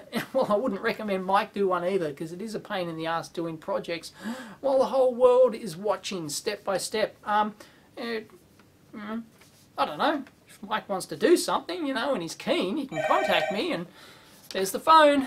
Better get it. So, yeah, there's no plans for Mike and I. We've never discussed it. Yeah, not a project from start to finish. I've always thought it'd kind of be cool to do some sort of collaboration video between like all the major video bloggers. That'll be kind of cool, but it's got to be, you know, there's ways to do that that are really right. I've seen a few examples out there of video bloggers in other fields actually doing really cool, you know, combined videos or something like that. So yeah, maybe. Yeah, I'd like to do that, but yeah, that requires a lot of work to get something like that together. But in terms of like doing an actual project, designing a project from start to finish, I don't think that's gonna work. Have I ever been to Greece? If no, would I like to come? Yes. No, I haven't been to Greece, and yes, I would like to come. Spirial Lewis 1. Yeah, sorry, never been there. I would like to go though. I missed that on my world trip, I'm afraid. Edward Chan. Hey Dave, love your vids, but I've always wondered how you know so much about... this is a similar question to before. How much I know so many things about electrical engineering. I'm just starting off in the field and love it, but watching you is like a whole another level. You know, once again, there's tons of stuff I don't know. Just like any engineer who claims they know anything is bullshitting. Everything, sorry, they claims they know everything is bullshitting, because it's just an infinite field. You can't possibly know everything. But yeah, it comes with time. You know, as I said, I haven't told you how long I've worked in the industry. It's quite a long time. You know, it's most of my life. So yeah, I pick up the odd thing along the way. But I forget a lot of stuff. I can remember some circuit configuration from some magazine in 1981, right? But I won't be able to remember something from 6 months ago or something like that. Very selective memory. Don't know why. Maybe it's old age. Hey Dave, love your vids, but I've always wondered how I've done that. The city montages. Dave, what do you think about more videos with the 3D printing design inbox or something for the PCB? I'm sick of 3D printers. They're a pain in the ass. They don't work properly. I actually started a video. I started doing a video on, doing a box, doing a little project box. But no, my 3D printer just carked it at the time and I just gave up. I was so frustrated. My stupid MakerBot. Yeah, maybe I'll get back onto it, but it's not hugely interesting, but it'd be an okay video. So I was going to do it before, maybe I'll do it again. Acerta. Hey Dave, purely out of curiosity, how many different pieces of equipment do I have in the lab? Question is spawned from always seeing a wall of tech behind me. How many bits of equipment? Oh geez, look, I don't know. There's, like just here. There's, there's 4 bits of soldering gear. 1, 2, 3 power supplies just here. Oscilloscope, like blah, 1, 2, 3, 4, 5, 6, 7, 8, 9, 10, 11, 12, 13, 14, 15, 16, 17, 18, 19, 20, 21, 22, 23, 24, 20, like there's 25 at least just on these 2 shells. There's another one down there, there's another one down there.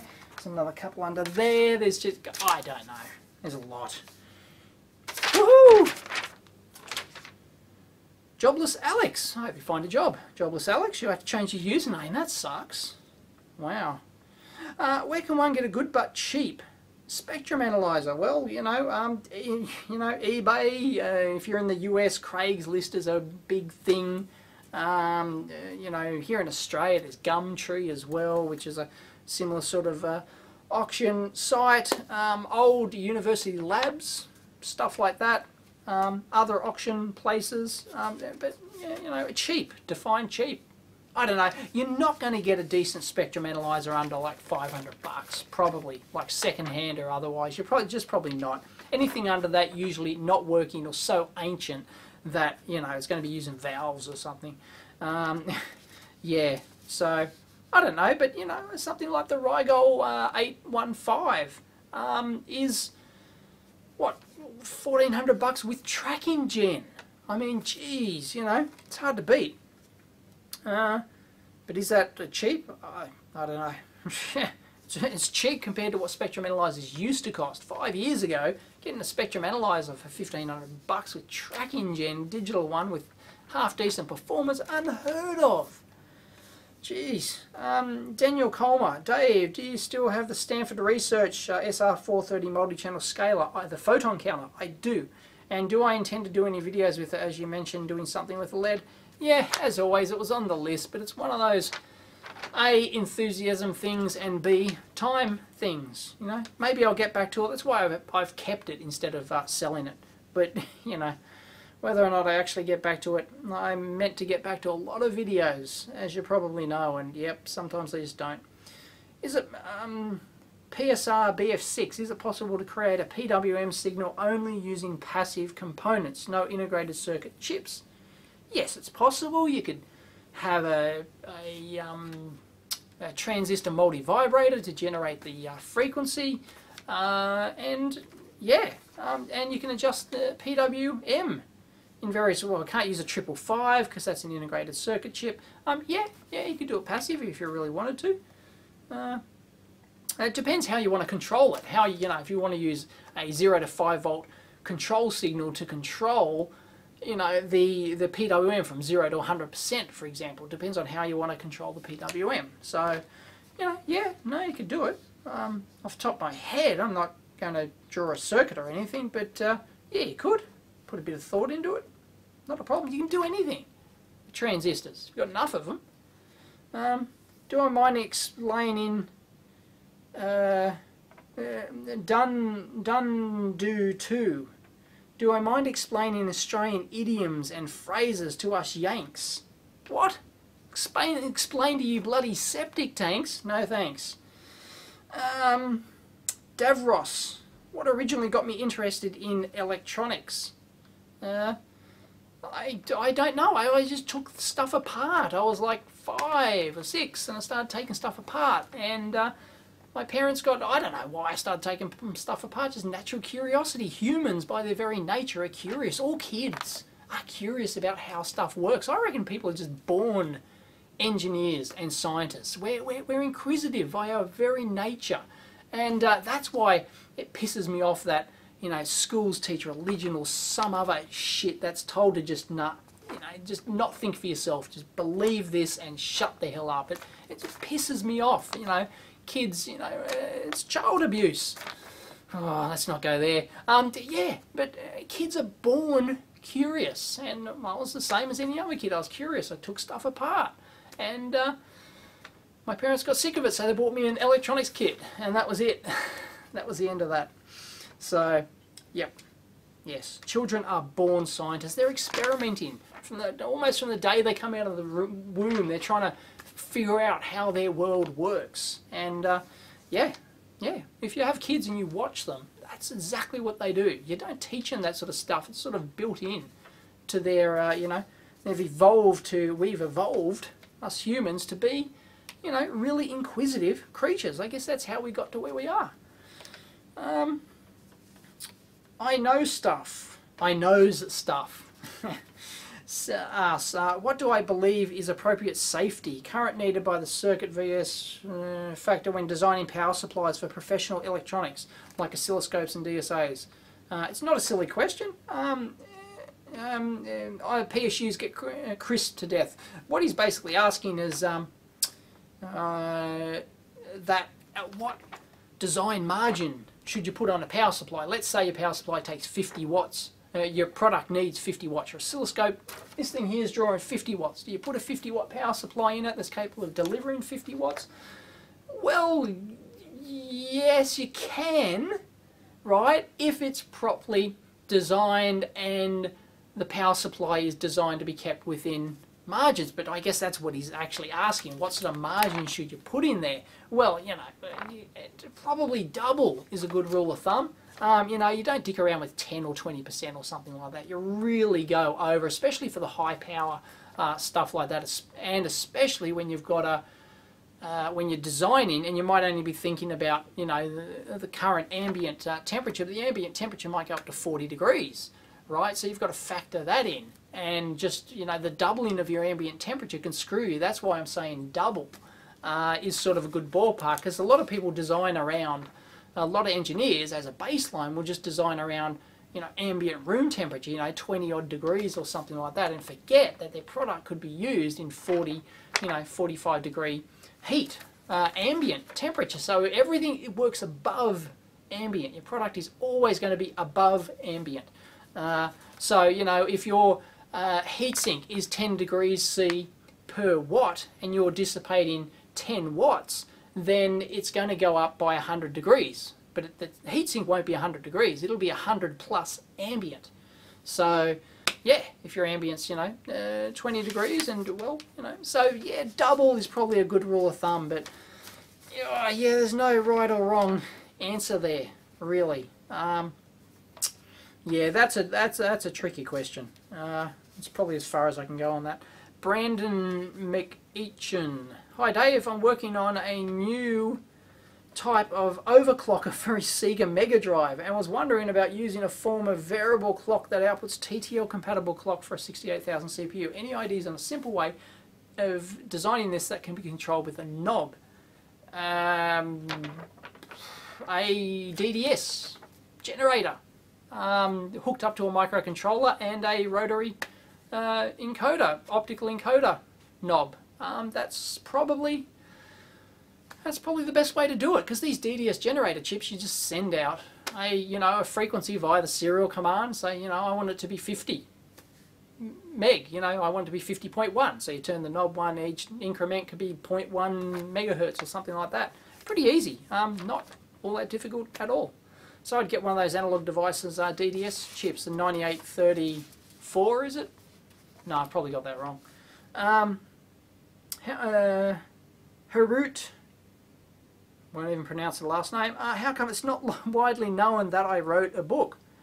Probably because it's in a field totally unrelated to electronics. Yes, I wrote The Art of Internet Dating, the world's most popular internet dating book. That was, what is it, 2014? Yeah, that was 14 years ago now. So, yep, a long time ago in a galaxy far, far away. Bayhat. Being an electronics engineer myself, I'm often faced with friends wanting me to teach them electronics. Often their questions are really beginner's questions. Are they not willing to, or perhaps able to learn the basic concepts? Oh, yeah, it makes him lose his patience. You, however, seem to have the patience of an elephant. How do I do that? We answered this before, didn't we? This question on patience. How do I keep motivated to keep my patience? Best regards, Rasmus. Thank you very much, Rasmus. No, I don't have much patience. I wanted to be a teacher. I almost taught PCB design. I was accepted as a teacher to teach PCB design back when I was like only 21 or something. And yeah, at the local TAFE college, they were going to get me to teach. I had been, gone through all the interview process and everything else, and I was going to teach PCB design. And in the end, they didn't quite have the numbers, and I was on the standby teaching list for when the class numbers came up, but then I was too busy with work when it did come around, and I never got around to it. A bit disappointed I never got to teach, but I don't think I would have made a good teacher, because I hate, people who aren't as enthusiastic as I am. I don't hate them. I just, like, what are you doing here? If you don't like this stuff, go, leave, go find something that you're interested in. I always hated that at uni, and like 95% of the people there just didn't give a shit about what they were learning. I'm going, well, why the hell are you here? If you don't like it, leave. So yeah, I really wouldn't be able to tolerate people who just don't care, and that's what you were asking, I think. The people who were unwilling to learn the basics and stuff like that. So yeah, but even if they do learn the basics, even if they, I like enthusiastic people. And people who don't share the same enthusiasm who don't have the same enthusiasm for the stuff I do, well, I don't care much for them at all. So yeah, I probably wouldn't make a good teacher. Probably wouldn't. How hard complex is the daily life of a design engineer? How often did I actually had to use advanced math? Oh, nobody's asked this yet, but it is a common question. For example, numerical methods, Fourier, Laplace, and all that good stuff. Did I actually have to reinvent the wheel at work to make my work? No, I've always said that in 20 years of working professionally in the field, I've never ever had to solve like an integral, for example. Never had to do it, right? And you spend the first couple of years at uni learning that shit, and it's just, yeah, okay, some people I know do advanced math every day in their design career, but it's not many. Most electronics can be done with, just basic Ohm's law and not much else. There might be some complex math or something like that. By complex, I mean actually complex numbers, but that's pretty rare as well, I've found. So it's basically no. I've never had to use advanced math for anything. Really, I don't use stats more than I would do advanced math for solving. I'm not going to solve a matrix of some thing. No, it's just not going to happen. So yeah, but it depends on the field you end up in. Usually, the people who end up doing that sort of stuff end up teaching it. Because there's not many places in the industry that I've found, in my experience anyway, which is quite narrow, arguably. Well, it is. The field of electronics is so wide that I've only, worked in this narrow little band here, but I haven't seen it. And most people I've talked to have said the same thing. No, I've never used advanced math in all my electronics career. Ohm's law pretty much, pretty much does everything. And all your basic building block formulas and stuff like that. But your mileage may vary. So no, it's not overly hard in terms of the math. Zenilul. How did I meet my wife? Coincidentally, internet dating. Ta-da! And no, I met her before I finished the book. I was in the process of writing the book, actually, so I'm not one of those people who sort of found their wife and then went, oh yeah, I'm so fantastic, I'm going to write a book about it. I wrote a book before. Aha! You know, you never see those books, you know, people getting rich, how to make, you know, $1 million. They always write, you know, $1 million in a year or something, you know, how to get rich quick. They never write them before they get rich. They always write them after they get rich. They just got rich lucky and then they wrote the book. So it's not like I got lucky and found my wife and then wrote the book. No, I wrote it before. So there you go. I was that confident in it that, and it did work. There you go. And my wife's not bad. Tom Gruenland. What is the single hardest problem I've had to troubleshoot that I did actually manage to eventually track down? How long did it take you and how many holes did I leave in the walls? Many, many holes. How much battery and time have I got left? Oh yeah, like an hour. Oh geez, I've probably spoken about this one before, but it was a data logger from a third-party company that we bought rights to, and this is the reason I went to Germany. I went to Germany to oversee the technology transfer of this product back to us here in Sydney, so that we could, you know, continue development of it. We bought rights to it so that we could sort of spin off the product into our own use. And yeah, we had this really. It ran Forth, right? It ran an embedded version of Forth, which was only written in German by some guy in Germany. Well, documentation was only available in German. And yeah, it's not like a new Forth anyway, but then it was a cube.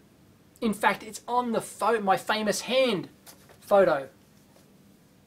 Like that, you know, I'm holding up my hand. Oh, looks on that camera, other one. I'm holding up my hand like that, and the thing I'm working on is that actual unit. So yeah, it's a data logger and it's a cube.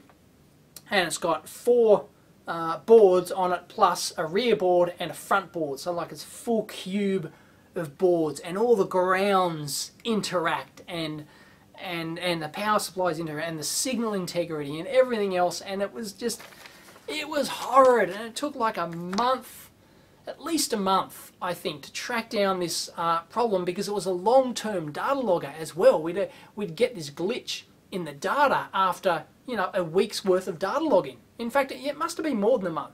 I mean, because we saw the problem a long time before, but when I was actually tracking it down, probably took at least a month, because you would have to sit there and wait for the fault to happen, or you know, I was cutting, tracing, doing all sorts of things to try and induce the fault. So I had to guess where the fault might be. You know, use my engineering intuition to, you know, I think it's there. It could be that. You know, and I'd try that experiment with it, and just trying to trigger off it was, you know, next to impossible. And oh man, it was just ridiculous. And it ended up, and then we would get things coincidentally triggered by like the aircon switching off at night and stuff like that. And oh, it was just it was awful. It was awful. And it turned out to be a combination of, if I remember rightly, the ground, you know, basically signal integrity, plus some margin on the power supplies and some FPGA code as well. It was like a whole combination of all these things put together, and it was just an evil piece of work. It really was, trying to debug that thing. And it was just, jeez, horrible, horrible. And that's also coincidentally when I discovered the ESD chair triggering thing. If you've seen my video way back, you know, I remember I was debugging the thing, you know, I was sitting here like this, and I got up from my chair, boom, and it triggered, right? I go, oh right, you know, I just set up my trigger and everything, you know, and everything was set up, you know, and I started the data login recording and all that sort of stuff. Right, yeah, I'll go have some lunch and see if I can, you know, see if this thing triggers over. So I'd hop up, walk away, you know, from my lunch, come back, oh, it'd trigger. And I found it'd do this every time I was away. It'd never trigger when I'm actually here watching it, you know. And then I finally got up one day and watched it, and sure enough, the scope triggered exactly as I stood up, and I discovered that, yeah, when I stand up off the chair, I was generating an electric charge from the chair, and that was coupling into the, you know, it wasn't coupling into the product, I don't think at the time, it was coupling into the scope probe, and yeah, at around about 100 megahertz, and that was the issue. So, well, that was an issue that, you know, and I spent days trying to figure out why I was, you know, it was triggering while I wasn't sitting at my bench. Bloody hell. Engineering can be a pain in the ass sometimes.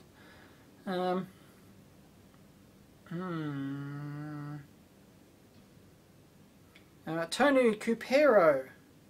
Oh, no, sorry, yes, I missed Tony Cupero's question. What's my first job out of school? My first job out of school was at a company called Pacific Communications.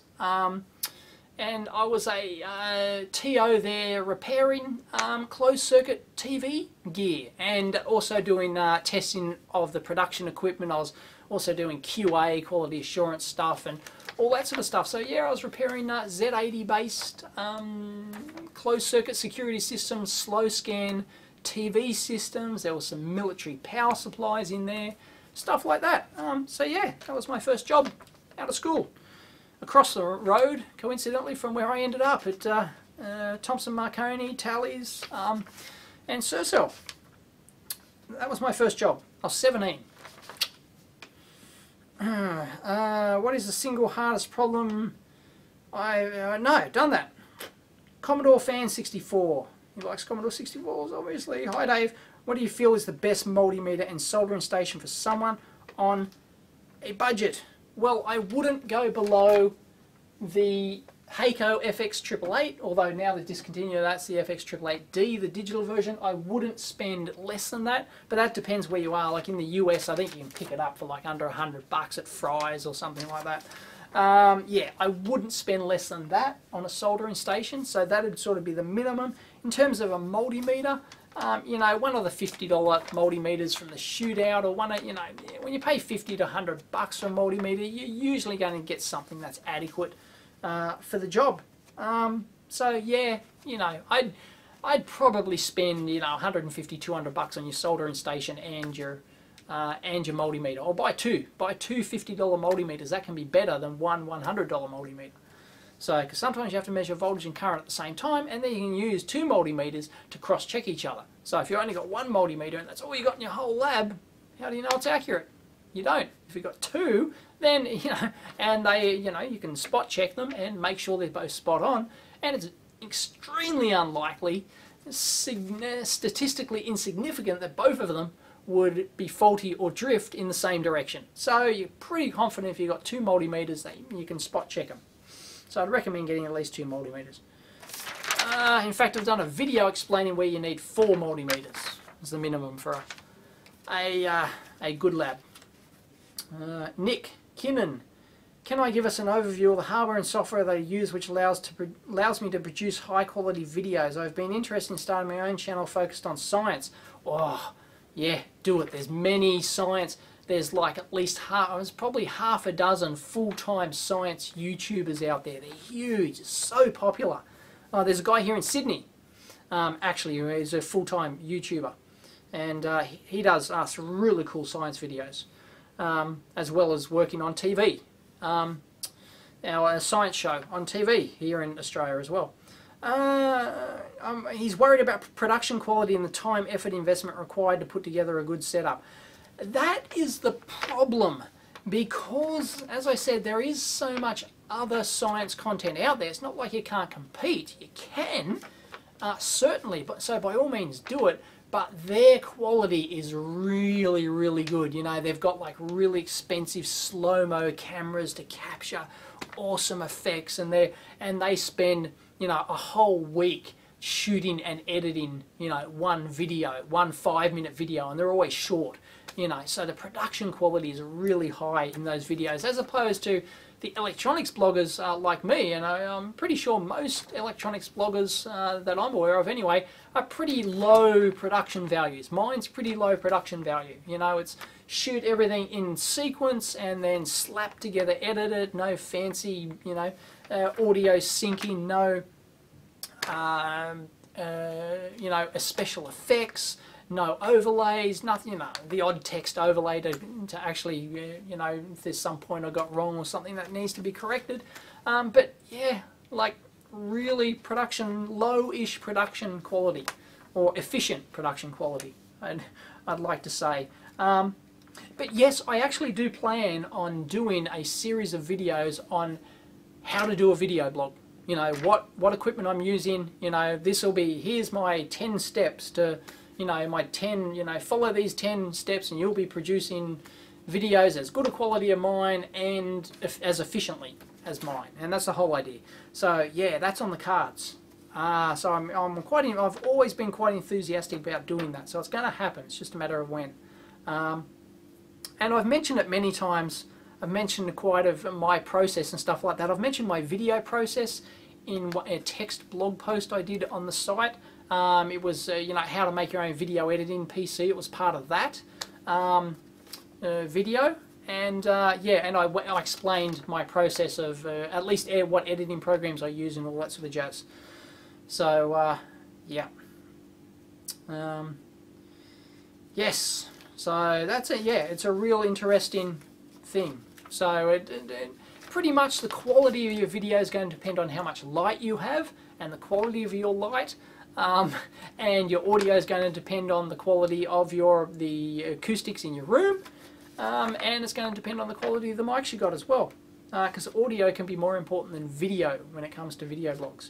People will watch a shit quality video if it has good audio, but they will not watch a slick, beautifully shot video if it's got crap audio. That's just the way, you know, people work. So there you go. So yeah, look out for that. It'll be coming. I'm not sure whether or not to put it on my alternative channel or put it on the EEVblog channel. I'll probably put it on the EEVblog channel because it'll get more views then. And I think, you know, more people see it, could help out more people, and you know, that's the whole idea. So even though it's a bit off topic. Razivok, greetings Dave. What current trends do I think any electronics engineer should be aware of? For example, Arduino's Raspberry Pis are popular development boards. The LM741 op amp is a typical jelly bean part. Why? Etc. Things to, you know, trends, I don't know, everything's going wireless, so you've got to be into wireless. Low power stuff, everything's low power these days, so you got to know, you know, that sort of stuff. You know, there's always things like EMC compliance, stuff like that, handy to know. And micros, of course, you have to learn. It's part of any electronics. These FPGAs is a big part of electronics these days, or at least if you have a requirement that needs an FPGA, it's good to know that. Arduino Raspberry Pis, like, blah. You know, they're just another development board. There's 1,000 of them out there, not just those two. You know, that all comes under just knowing how to do embedded systems and stuff like that. So whether or not, what one you use, I don't know. But yeah, trends, you know, as I said, everything's going wireless and low power and battery powered and wearable electronics and all that sort of jazz. But hey, in the industrial realm, you know, things are the same as they always have been. Aaron's so well something. I've been watching your show for a year or two, but I don't know your history. I'd love to hear you describe where you have currently worked and what your experience have to give you such a broad electronics knowledge. We already covered that. I've done a video on that of my background, how I got into electronics. It's way back, like number 30 or something, or 20. How do I conceptualize an analog circuit? Is it like water through pipes? How will I explain this to Sagan? Oh, that's interesting. I haven't put much thought into that, how I'm actually going to teach him electronics. Like, I'm not going to start out with a theory. That's always something I recommend. Don't start out with a theory, because it's boring as batshit, right? It doesn't matter how enthusiastic someone is, they're going to get bored if you start theory. And unfortunately, a lot of professional engineering teaching, that's how they start, right? You've got to get them interested first So learn over, and get, really stuff that catches their attention first, being it's some little cool robot, LED flashy lights or whatever, and then they'll ask, oh, how does that work? Hey, son, let me tell you, and then, over block diagram overviews, and then don't try and explain, stuff too quickly. So yeah, but as a, like, in terms of like how I'm going to do, whether I'm not going to use the tap and the water analogy for electricity and stuff like that, yeah, probably, something, but I haven't really given it much thought, actually. Hello,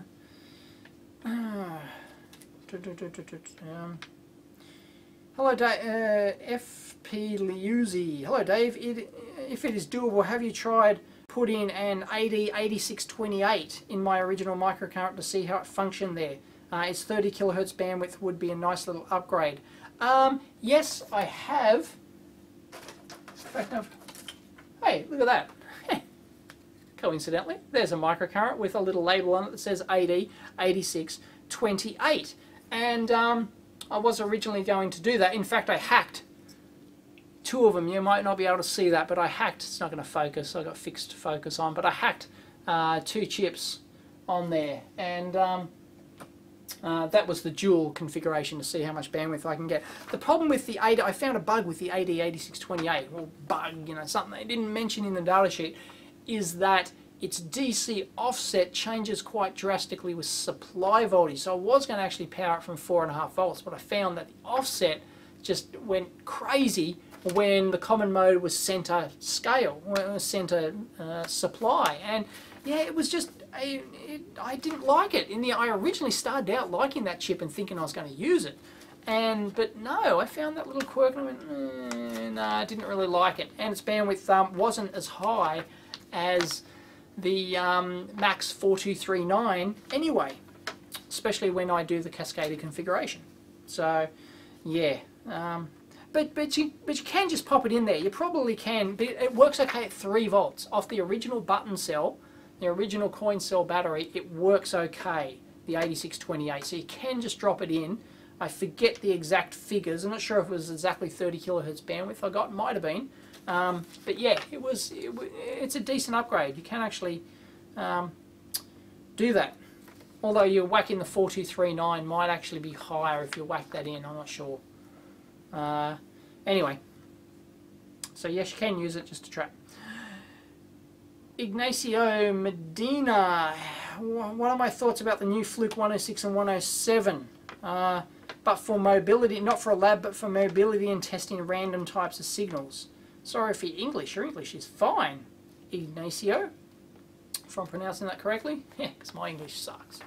I'm not overly familiar with the Fluke 106 and 107. They're the electrical meters. No, they're the little pocket meters, right? They're the new little pocket meters. They're okay. They're going to be okay. They're a Fluke, right? So they're going to be safe. They're going to be accurate. And well, if your needs are for those little pocket things, I mean, I don't think they're that small. I prefer the wallet type, true pocket meters that you can actually slip in your lab coat pocket. I actually prefer those.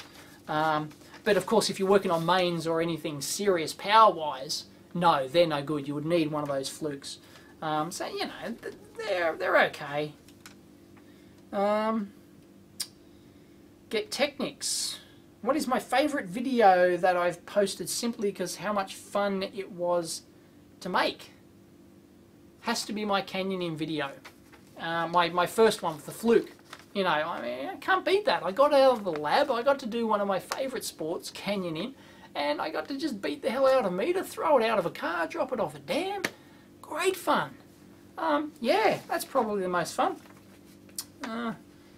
I do like the ones when I get out of the lab. I should do it more often. I should force myself. M.at asks, what have I noticed in the field with regards to, pardon me, I'm yawning, I'm a compulsive yawner.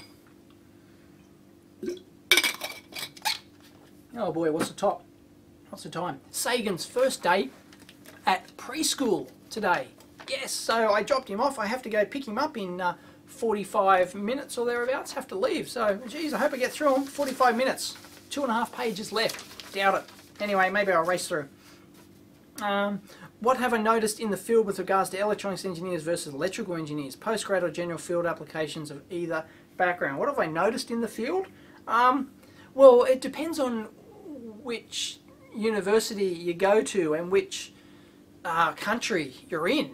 You know, there's not too many electronics engineering courses here. A lot of them are electrical engineering courses, but they're basically electronics, but they call them electrical engineering. So it's too broad. It totally depends. So yeah, obviously, if you want to learn electronics, if you can find a university that focuses specifically on electronics, then do it. You know, but in my studies, I covered all sorts of stuff. You know, power, comms, all sorts of things, and electrical engineering. Heck, I even did civil engineering as part of that. You know, I went out on site and learnt how to use a theodolite, for goodness sake, in my electrical engineering course. Crazy, you know. It totally depends on which country you're in and which course you're in. Orbit. Orbit on high. Dave, what keeps me interested and working in electronics? Good question. Probably answered that previously. It is that there's always something new to learn in electronics. I've been working in the field for 20 years, playing around with it for 30 years, and there's always something new every day. There's always something new. There's some new circuit, there's some new component, there's some new technology that comes out. It's endless. It's endless, and that's what I love about electronics. It's great. Buy me for free. Oh, okay. Do I feel sometimes lonely in the lab? Oh, as I told the story right near the start, I think, that no, I grew up pretty lonely in my lab, so I'm pretty used to it. You know, but yeah, sometimes I feel like, you know, I want someone to chat to or something like that. But no, I'm a pretty lonesome kind of guy. I'm the guy who could survive on a deserted island on my own. Yep. Yeah, I don't interact with humans that much. Jeez, it's a wonder I'm married and got kids at all, and I'm not some hermit living in my lab. So no, not really. Mbis Frenchie, what is it like getting your first engineering job? Also, if you did not have BGAs back in the day, what was used? LGAs. Back in the days when I started, back in the late 80s, my first job. No, BGAs weren't really around then. PLCCs were probably the limit back then. Yeah, there were LGAs. Well, yeah, probably the major ones. When you stepped up from DIP, you went to PLCC. That was kind of the, you know, the step up. Surface mount wasn't common in the industry I was in back then. This closed circuit industry, all their stuff was still through hole back then, which of course the PLCC package is essentially a surface mount package, but you know, we'd always mount them in sockets. We'd always mount them in PLCC sockets. So yeah, what's it like getting my first engineering job? It's like wide-eyed. What do I do? Yes sir, no sir. You know, it was yeah, getting my first tech job. I had no idea, you know, what it would be like, and you know, I turned up one day and, you know, I came into the job on my first day and, right, we have to get you some tools. And I go, oh, I get tools? Wow, okay, cool. I didn't expect you to give me tools, you know, like a multimeter and a toolbox with actual tools in it, multimeter and my own scope and things like that. And, oh, we'll have to go out and buy you a decent meter. And yeah, which is a Fluke 77, by the way, back in the day.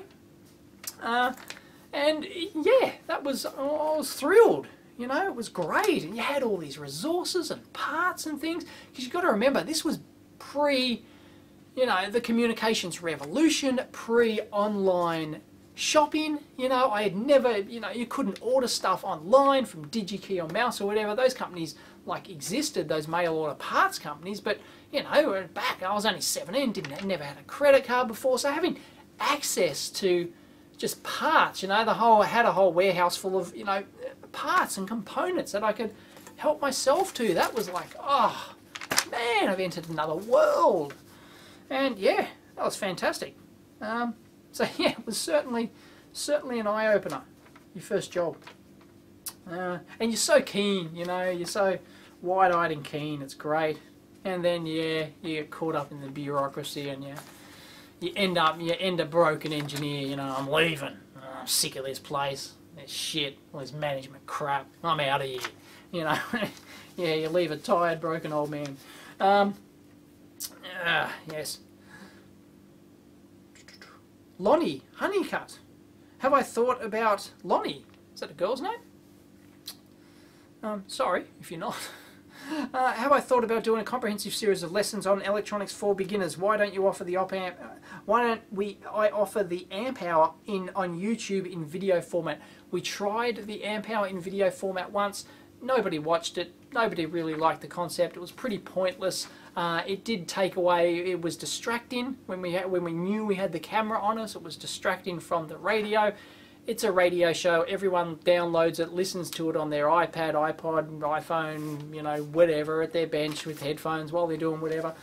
And yeah, no, it just doesn't work as a video medium. So no, we tried it and it failed miserably, and we won't do it again, most likely. Have I thought about doing a comprehensive series of lessons on electronics for beginners? Not comprehensive, no. The only way I would do a comprehensive one is the way Chris, my Amp Hour co-host, just did it with his contextual electronics thing. It'd be a paid course, something like that. But it's just taken Chris 6 months of bloody hard work and long nights to produce the 170 videos to get that thing off the ground. And, you know, no, I never meant for the blog. The blog was never intended to be a systematic learning tutorial blog. It was just, you know, me generally ranting about stuff, reviewing stuff, just whatever's happening in my lab or what I happen to find interesting today, and I'll talk about it. That was kind of, you know, the vlog format, the video blog format, except applied to electronics. That was the format, so no. Well, yeah, I've thought about it. I've thought about paid content in that aspect, but geez, it's a lot of work. It's a lot of work. So it might happen one day, but no, I doubt it'd be free. If it's comprehensive, like this is part 1 and here's part 50 and it takes you through step by step, you know, no, I haven't got the patience to do that without a serious, serious return on my investment there, so to speak. Ultra Sir, I'm an EEE student. How can one get where I am today? You finish your study, you get a job, you work on cool stuff, you be enthusiastic about it, and you do it for long enough, and you get to where I am, which is what, sitting in the lab alone, talking to myself. Yeah, don't recommend that. But yeah, just continue, finish your studies, get a job, and be enthusiastic. M. 2005, for analog circuits, is there a rule of thumb for choosing between an op-amp based approach versus a BJT approach versus FET transistor approach for signal conditioning, i.e. going into ADC, stuff like that, for switching and level shifting? Thanks. As a rule of thumb, I'm always going to try and find a proven IC circuit first. Why? Because, well, it's proven, right? The datasheet has, you know, application circuits, it's designed for this task, and so I'm going to use it, right? Because I don't want to dick around designing FET circuits, FET front ends from scratch. Some people enjoy that, but engineering is, you know, especially when you're doing it for a job, is about getting the job done with the, you know, and if that means using the highest level chip available, you use the highest level chip available. So generally, no, you're only going to use like a FET front end on something that really needs, you know, ultra fast or something like that, or ultra low input bias current or something like that. But yeah, it's not that common these days where you sort of have to resort to a FET front end. You know, maybe, you know, digital scope front end might still use a FET, for example. There's some advantages there, but generally not. No, switching stuff, I'm always trying to go and try and find a, you know, a proper MUX IC, for example. There's just so many out there, you know. So no, I'm always going to go for an IC solution first. That's my rule of thumb anyway. Not everyone will agree. Anon X Anon asks, hey Dave, what was the biggest admitted design mistake I ever made? Oh goodness. Oh, sorry, I can't think of one off the top of my head. I'm going to have to move on. If I think of it, I'll possibly have to annotate. Turashiri Hitsugaya. Got that one wrong. Where would someone start to get into electronics design for a hobby? Start with whatever interests you. You know, don't do this, as I said before, don't do the systematic theory learning route. If you're interested in, you know, test gear, start building your own test gear. If you're interested in LED flashes, start with, you know, circuitry which can make your LEDs flash and do whatever you want. You know, if you want to, if you're interested in, you know, model rocketry, you might be talking about wireless telemetry or something like that. You know, I mean, start with in the areas that interest you, and then that's the best way to get into electronics, because you're going to be enthusiastic. It's not going to be boring. TechWiz99. Dave, how do I build a flux? How do you build a flux capacitor? I think only Doc Brown knows. I don't think he's ever released that open source. So, yeah, afraid not. Nope, only geniuses can come up with that, like the Doc. Aaron Nubusingi. Hi Dave, what is your advice for a beginner in selling stuff? About starting a small circuit board design, manufacturing and selling them apart from your primary job. Aha! To become a midnight engineer. And how to accomplish it. Basically, I'm thinking of making small designs and selling them as a side job. Your advice would be very valuable. My advice is just do it. Find a small little, you know, develop your little product kit and put it on your blog, or try and send it to somebody who can review it, something like that. Maybe you might want to send it in my mailbag, get some publicity that way, or something like that. Do a Kickstarter crowdfunded campaign. That's all the rage these days, of course, but you've got to make sure you know how to follow it through into production, which a lot of people screw up on that, so just be careful. So yeah, just start small and do it. I mean, I was selling my first kits when I was like, you know, 16, 17 or something like that. So yeah, just go ahead and do it. And it's so easy these days because there's so many. I mean, even you can do it almost totally turnkey now. You can give it to someone like Seed Studios and they can do it, but you only get a small cut. You know, you're only going to get 10-15%, something like that. So I wouldn't necessarily recommend that. There's more satisfaction and more profit margin if you do it yourself. But yeah, start small so that you can actually handle the volumes, you know. Yeah, make 10, hand build 10, you know. Save up, if you don't have the money, take orders. Take, look, sign up for pre-orders, you know, and then buy a kit of 10 parts, build them up, send them out, then you use that money to build further, and bootstrap your way up the chain. Gyromatic. Can you have a heatsink too big to the point where it doesn't help dissipate the heat? Yeah, most probably. It can be a diminishing returns thing, but it's all part of the system of, you know, where the airflow is in and out. If you've got, you know, if you've got like a semi-sealed system, you've got to rely on, conducted cooling, just a free air. You know, there's no convection going through with fans and things like that. But ultimately, yes, if you had sitting here on a bench in a TO220 and you had a block that was the size of this, a big aluminium block that was the size of this table, then yeah, you know, its performance is probably not going to be any better than something that's, you know, a foot wide. It technically will be, but it might be unmeasurable. You get to the point where it's unmeasurable almost, and it's diminishing returns, it's down in the noise. So the answer to that is yes, I believe, as a practical rule. In theory, no, but in practice, yes. Hi Dave, what's your opinion on the outcome of the Toyota vehicle testing case where it was revealed that the ECU firmware in question contained numerous serious flaws? I haven't followed that, but if they've admitted that, that's good. That's what they should have done. Admitted their fault, fixed it. That's it. Move on. It's fixed. I mean, you know, sorry. You know, pay compensation to whoever was, you know, done, and be very apologetic and fix it. And that's the way engineering's done. Admit your mistakes and fix them and move on. Joshua Rideout. Dave, what was the most unexpected success I've seen in my career in electronics design? Oh, geez. Perhaps it was a project. Oh, perhaps it was a project you knew about or had involvement in and said, "This is not going to work. You're all idiots." That actually turned out to be fine for some reason or another.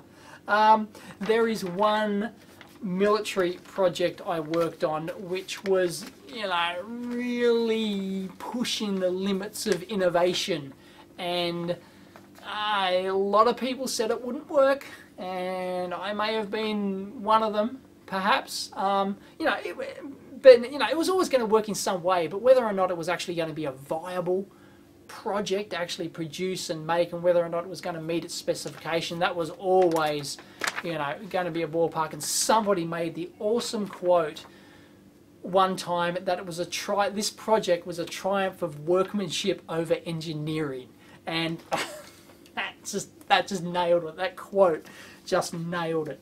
Nailed that project. It was an underwater. It was a military project. Yeah, and in the end, it just dissipated into the ether. Dissipated into the ether. You know, we did it. Here it is. We've built our prototype, and you know, it kind of sort of works, and everyone, you know, the big brass come around, and yeah, it kind of sort of works, and yeah, it's kind of sort of nice, and yeah, kind of sort of, yeah, we're probably not going to give you any more funding, and it just dissipated. Yeah, but it did kind of sort of work in the end. How to choose which degree to choose, degree to do. So many choices, asked Noah Sewell. Oh, geez, you know, I don't know. See, here in Australia, you don't have much choice, pretty much. Like, there's a couple of choices here in Sydney, but they're all pretty much the same. You know, it's not like in the US where you could choose, you know, 1,000 different universities or something like that. And as I found out, you have to, you know, almost compulsory to live on campus and move. That's why all the Yanks move and go to university, because it's actually compulsory in a lot of universities, which is ridiculous. Oh, land of the free. Yeah. Boy. Yeah, how to choose which... got sidetracked. How to choose which degree to do. Do something if it has a specialist branch that you're interested in. You know, do it. If that one's got, you know, if they're working on cool robotic stuff and you're into that, go there. You know, who cares about the quality of the degree? Just go there. You know, who cares about their reputation? Go there. Follow the cool stuff. Always follow what you're interested in. Don't do anything you're not interested in. Otherwise, what's the point?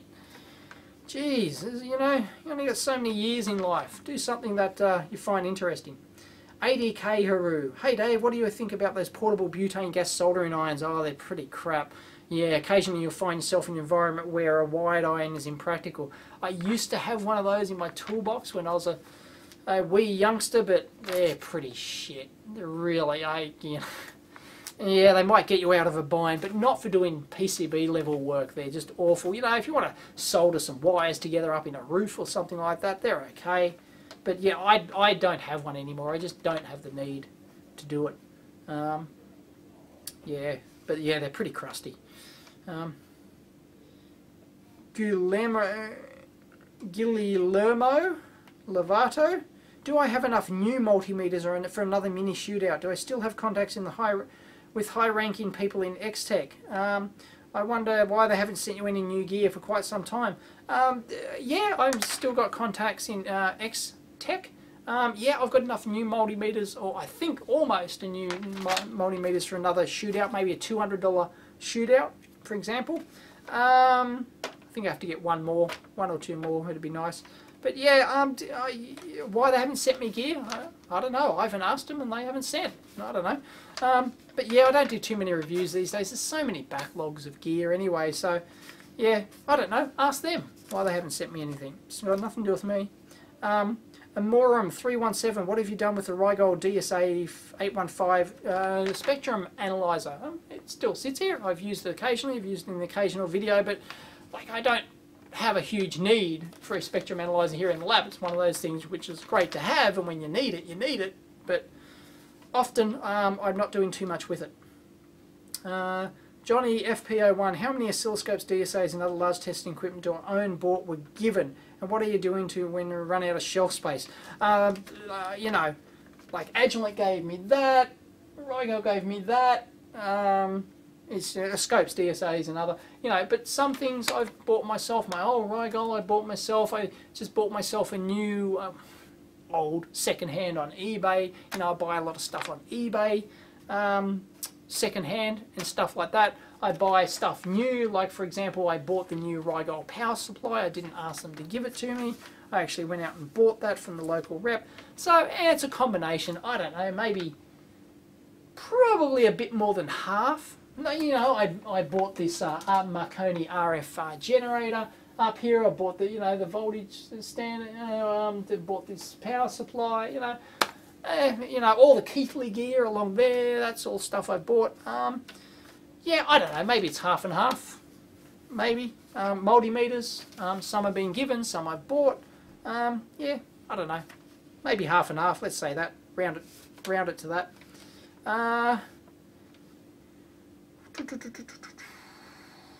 Ilan Majin. Hi Dave, my question is not any. I'd like to know what's Bob your the phrase Bob's your uncle.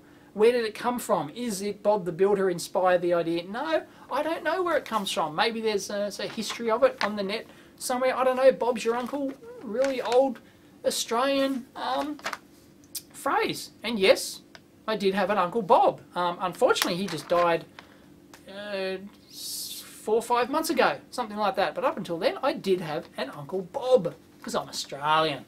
Bloody oath. Ripper. Yeah, so no, I don't know where the term comes from. Yeah, it may not have it may not have a history. It may just be one of those things that magically appears and nobody knows the true history of it. Mr. Mac 5150, what made you pick this career? Oh, I think I'm going to get through it. I didn't pick this career. This career picked me because I was an inquisitive kid, as all kids are, and my parents had the foresight to shut me up by giving me an electronics kit, and I was hooked. Because back then, before the internet, before personal computers, all that sort of stuff took off, if you were an inquisitive kid, you know, electronics was a natural area to get into. That's why the hobby market was so big back then. And it's only come back now due to, you know, popularity of, you know, the hacker-maker movement. But yeah, back then it was huge, you know, and the magazines were selling, the electronics magazines selling huge numbers. So yeah, there was no distractions, modern distractions that you get these days with the internet and computers and programming and everything else, you know. Inquisitive, you're going to either end up in mechanical engineering or electrical or something, you know, something pretty close to that. So, Harpal Singh, can you tell me how is your or an electronics electrical engineer's normal working day? Did we answer this before? Maybe. A normal working day at a company, at companies I've worked at, as I said, it can vary from being completely left alone, you're already tasked up with something interesting and you're just working on it for the whole day or for the whole week. Other times, nah, I got 5 meetings today and it's going to piss me off, I'm going to fall asleep, or I got no work at the moment, so I'll just work on my own project, I'll invent something to work on, or we'll just sit around in the lab, you know, having a piss take, you know, having a chin wag about something. We spent a lot of hours playing, you know, video games in the lab because we didn't have anything to do. You know, I mean, it can vary. So, it either rains or it pours, usually. You know, either flat out with something or you got nothing to do. And that's quite common. Mayhew's Embedded Systems, Part 1. Goodness. Also, do you know some good ways to shield your workbench from electromagnetic? Yeah, 2 questions are to do with... no, hang on. Oh, he's getting all 50 hertz hum. Did we cover this? It rings a bell. Yes, we've already covered this because it's got the muscular exercise geek question. How are the solar panels working out? CAD programs, beginners. Have I designed an ASIC chip before? What's my favourite project, which is the speech synthesizer? What if Sagan wants to do accounting? Yeah. I've already done that. I must have picked up that by mistake. So there you go. We're finished. Whew, whew. Just in time too. I've got to like 15 minutes before I have to go pick up Sagan. So that is all of the YouTube questions. Sorry if I skipped, I'm pretty sure I didn't miss any questions. Any ones that weren't questions, they would have been like statements, or they would have been thank yous, or they would have been suggestions for future videos. So I'm not going to, they really weren't worthwhile, well, there really wasn't an answer for them. And I've also got the ones from the forum. So they're all the YouTube questions. These are all the forum questions. So there's like 8 pages of forum questions, which I will go through and do the same thing. I'll actually highlight them so I can, you know, avoid all the ones that aren't really questions. And I'll have to do a separate video because this video has already been probably 3 hours. So now I'm going to go home, take my memory card out, go home, pick up Sagan, and from his first day at preschool, he's never been out of our hands before, apart from being with grandparents. I used to take him for Daddy Daycare Monday. It is now preschool Monday, so I actually got a good part of today to finish shooting this video. So there you go. So that's rather exciting. He's so cute. His first day at school. Oh, he was so sad. Oh, Daddy, don't go. Oh, no. Anyway, yeah, I'm sure he had fun. So there you go. Thanks if you've stuck right to the end. Jeez, I don't know who would watch 3 hours of this, really. Oh, but it wasn't as bad as that 4 or 5 hour live show I did last time. Oh, man, that was something.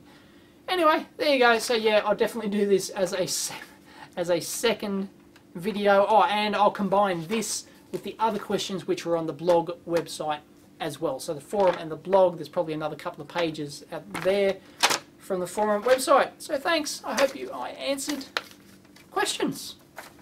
And, whew, oh, I need a break. Catch you next time.